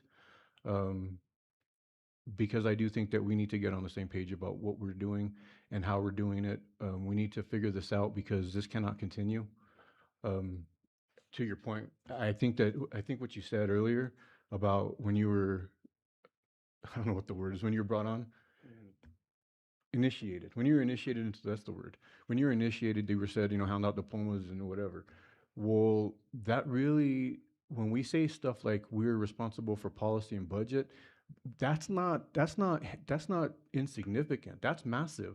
As President Noble's talking about SB 9, that's major responsibility to look at how those bonds are being spent and on what. And so that's massive responsibility that I think, we need to kind of talk about. So that's why I move that we table this discussion until we have greater clarification. Second. I can consult my cheat sheet here, but we don't actually need to have a vote on a move to table, do we? Board Member Abeta? Okay, so I think we'll bring this back. We can have some conversations. I see Mr. Granada stood up. Do you want to say anything here to illuminate us before? Board President Noble, I'll just say some things briefly. I mean, basically, I think what Board Member Abeta brought up is a really good point in terms of like how do policies get to where we are today. And I think everybody's brought up a lot of really good points. There's a lot of truth being said, like pretty much by every board member. I just want to make some clarifications in terms of, this is actually one of the board policies, Board Policy 100, Duties and Authority of the Board. And the first thing, subject to the rules of NMPED, the board shall develop educational policies for the district. And so, ultimately how that happens is up to you guys. And so I think it's proper for us at the board to have that discussion in terms of how protocols work for bringing policies to the board. And I do want to follow up on Board President Noble's conversation about, the role, obviously you're one employee as the superintendent. You can direct the superintendent to do, just about anything you need to do to achieve the goals of the district. The board shall delegate administrative and supervisory functions to the superintendent and refrain from involvement in administrative functions. And so, the policy is good, it's needed, and I think we just need to take a good look at it and figure out what does the board need to do to direct the superintendent, and then where does the superintendent need to do to direct, district staff to do various things to protect the district for cybersecurity. I don't disagree with anything necessarily in the policy in terms of certain people doing certain things. I think it's kind of just a matter of the board directing the superintendent. I think a lot of it can be probably cut and pasted, frankly, into an AR, and I think that conversation can be had soon.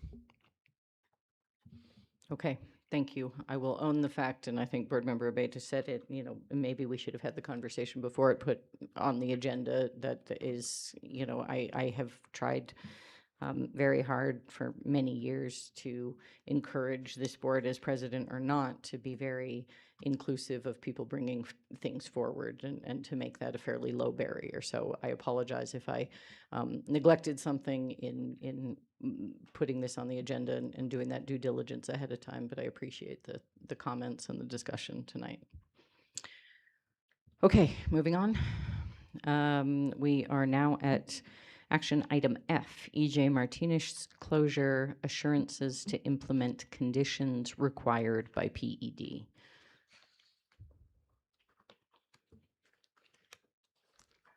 Are you on this one, Superintendent? I am, but I don't have a clicker, so I'm hoping, thank you very much, Joe. All right, so we'll start with the first slide, so back up one, please, thank you. So today's presentation provides an update on the implementation of the board's January 29th decision. Our focus is on compliance with New Mexico's Public Education Department's conditions, the work completed by our staff, and next steps. This is not a reconsideration of the board's previous action, but an update on implementation and board assurances. Thank you, Joe. Next slide. Following the board's direction, Santa Fe Public Schools submitted the required application to New Mexico's Public Education Department on February 6th.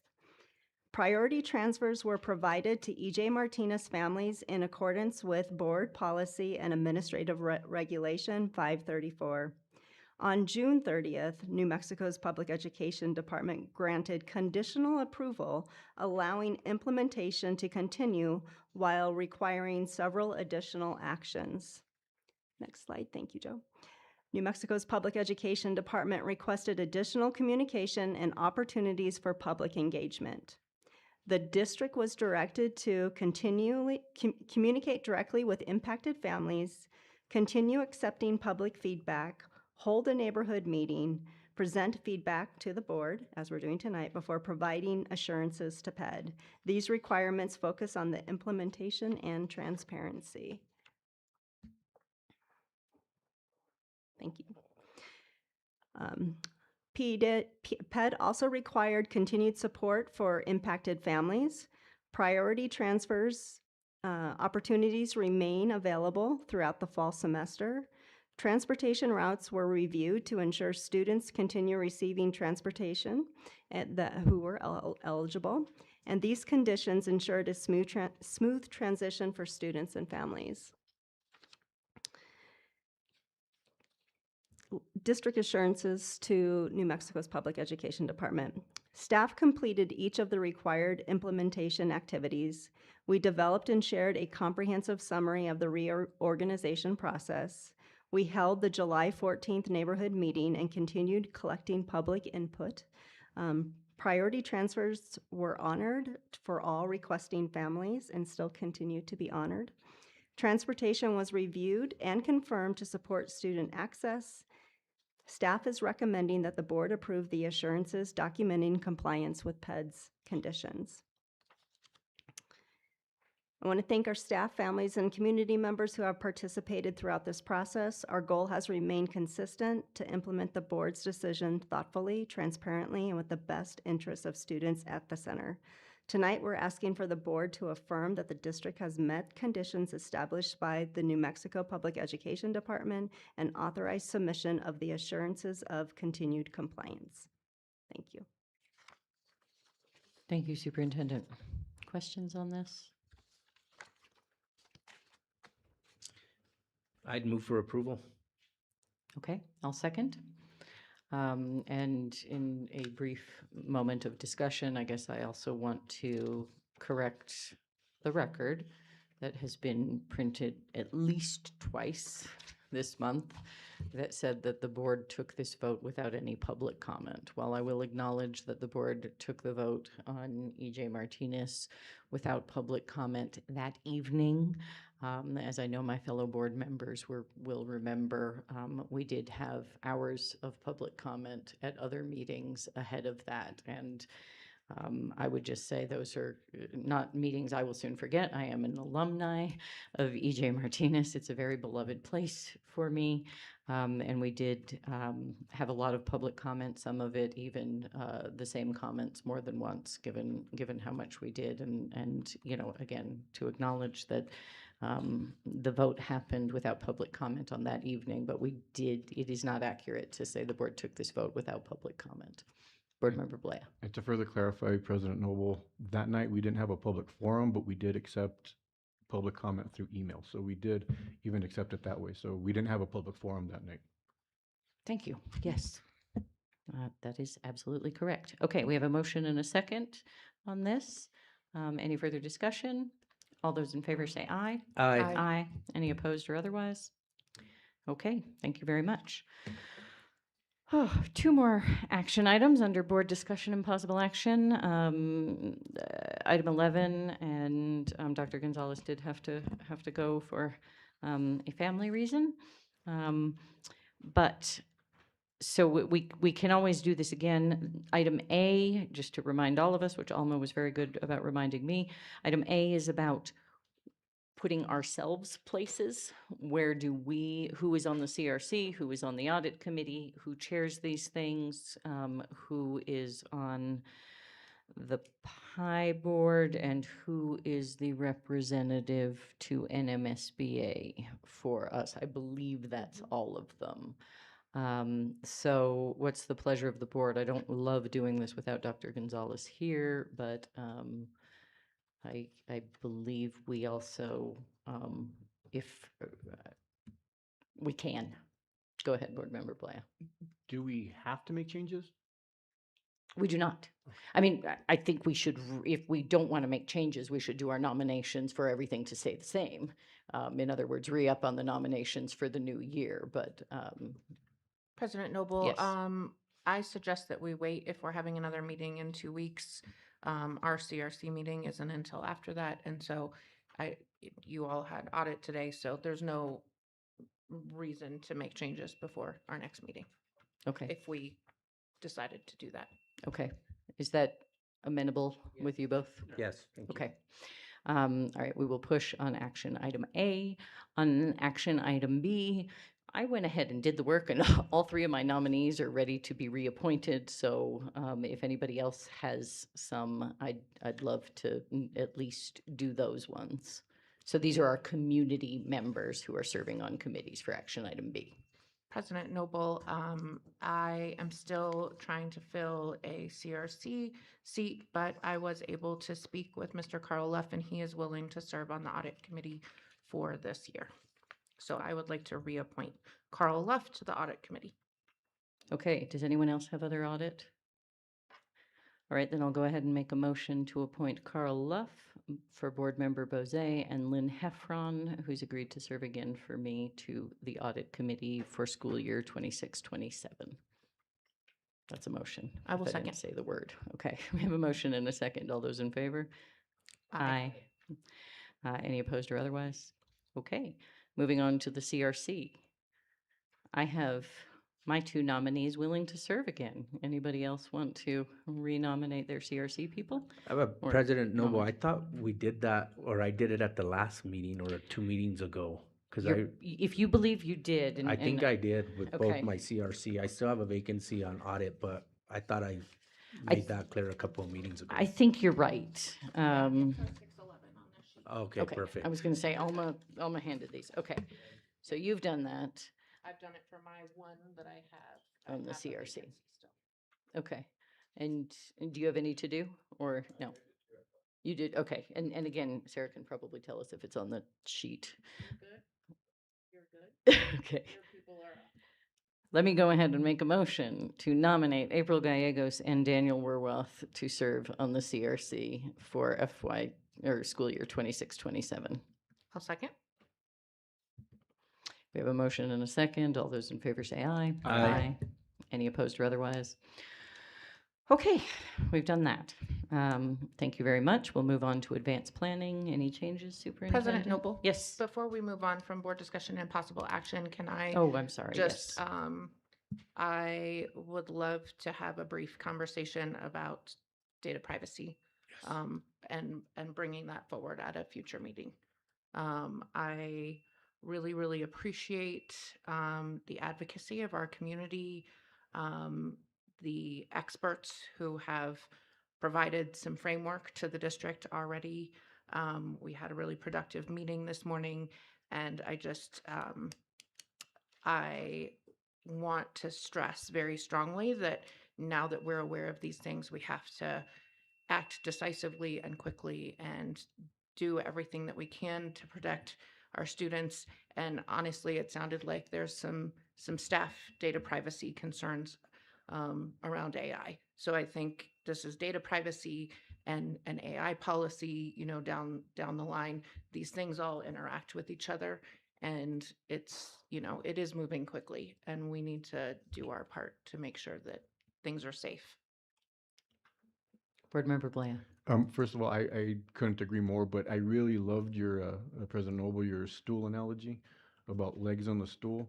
Those three items are the three legs of the three-legged stool. And so, yeah, I support Vice President Bose on that, but with that analogy of the three legs. Wonderful. Go ahead, Board Member Beta. President Noble, there was an article in the newspaper either today or yesterday about certain organizations that we work with in after-school programming and other programs that were not funded by the city of Santa Fe, and that could potentially impact their ability to provide us services. Last time I checked, we have pretty healthy cash reserves. Maybe we have a discussion to see how we can assist those programs this school year so we don't lose them all of a sudden like 2 weeks before school starts or a week before school starts. And then I'd also like to have at some future date a broader discussion about what is our strategy with after school programming moving into the future, and who gets into what facilities, when do the schools have their own. Again, I like to have, that way there's one, we're being more strategic about these programs, and we're not overburdening our schools with them taking on their own programming if there's other organizations that could do it for us. President Noble, I would just like to echo that sentiment around after-school programs. It's something that we hear regularly from working parents, you know, especially, I mean, I know it's a small change to have 10 minutes earlier release, but parents are like, oh, it's even earlier. And, you know, there's inconsistencies. It often takes a month, 6 weeks for after school programs to get up and running, and that all impacts families. And so as we continue to really focus on keeping families in the district, I think that having a more robust conversation around making sure that kids have safe places to be while their adults are working is really helpful. Thank you. Okay, great, and I would agree with that on both of Board Member Abeta's thing. You know, I do often think it's the end-all be-all goal to really partner with the city and other governments to have robust after-school programming. Of course, our core mission is in school time, and I keep a laser focus on that, but there is so much for working families, particularly in needs. Transitions aren't great for kids. If we can do them in our schools, it's wonderful. And ultimately, we know that out-of-school time learning is really important. And if we can wrap around children, we will do better in educational outcomes. So hallelujah. I also will say just because I want to be clear on our process, what Board Member Bose said, or Vice President Bose, what Board Member Blaya validated in terms of this. I think there is support on this board to bring forward certainly and work on student data policy and all that you said, and we will wrestle with how that works and how that should work as our as our process going forward. Hopefully we'll get a chance to talk about that some on Saturday. But it sounds like all of these things are things that we want to, we have many board members agreeing to talk about in the future. So, all right, anything else on board discussion and possible action? Okay, sorry about that. Now to advanced planning. Anything to change there? Thank you, President. First of all, I just want the record to show that I have never called Board Member Blea a bonehead. So, and I'm sure none of my staff has either. I was speaking hope. figuratively. Okay.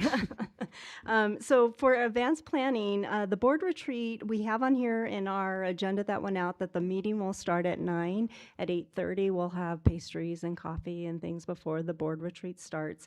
And the invitations, it's not on the agenda, but the invitation says 2:30, and we are expecting to go to 3, just so the board is aware. What? Will you please make sure that Dr. Gonzalez is aware, since we're having this discussion Yes. after she's left the meeting? Absolutely. Thank you. Fair enough. And, you know, just to say, in the spirit of good and clear governance, once we've published an agenda, we can't start before the time. We can go as long as we want, like we did tonight. Yes. So we don't, even though our calendar invitation does say 2:30, I believe the superintendent has worked on an agenda that does go until 3. So yeah, and it'd be good to update Dr. Gonzalez on that. Did So you we're want- not technically starting at 8:30. We're starting at 9. Okay. We cannot discuss official business, given that our agenda noticed it at 9 before 9. Perfect. Thank you. Okay. Anything else on advanced planning? All right. We'll see you all on Saturday. We are adjourned. Thank you.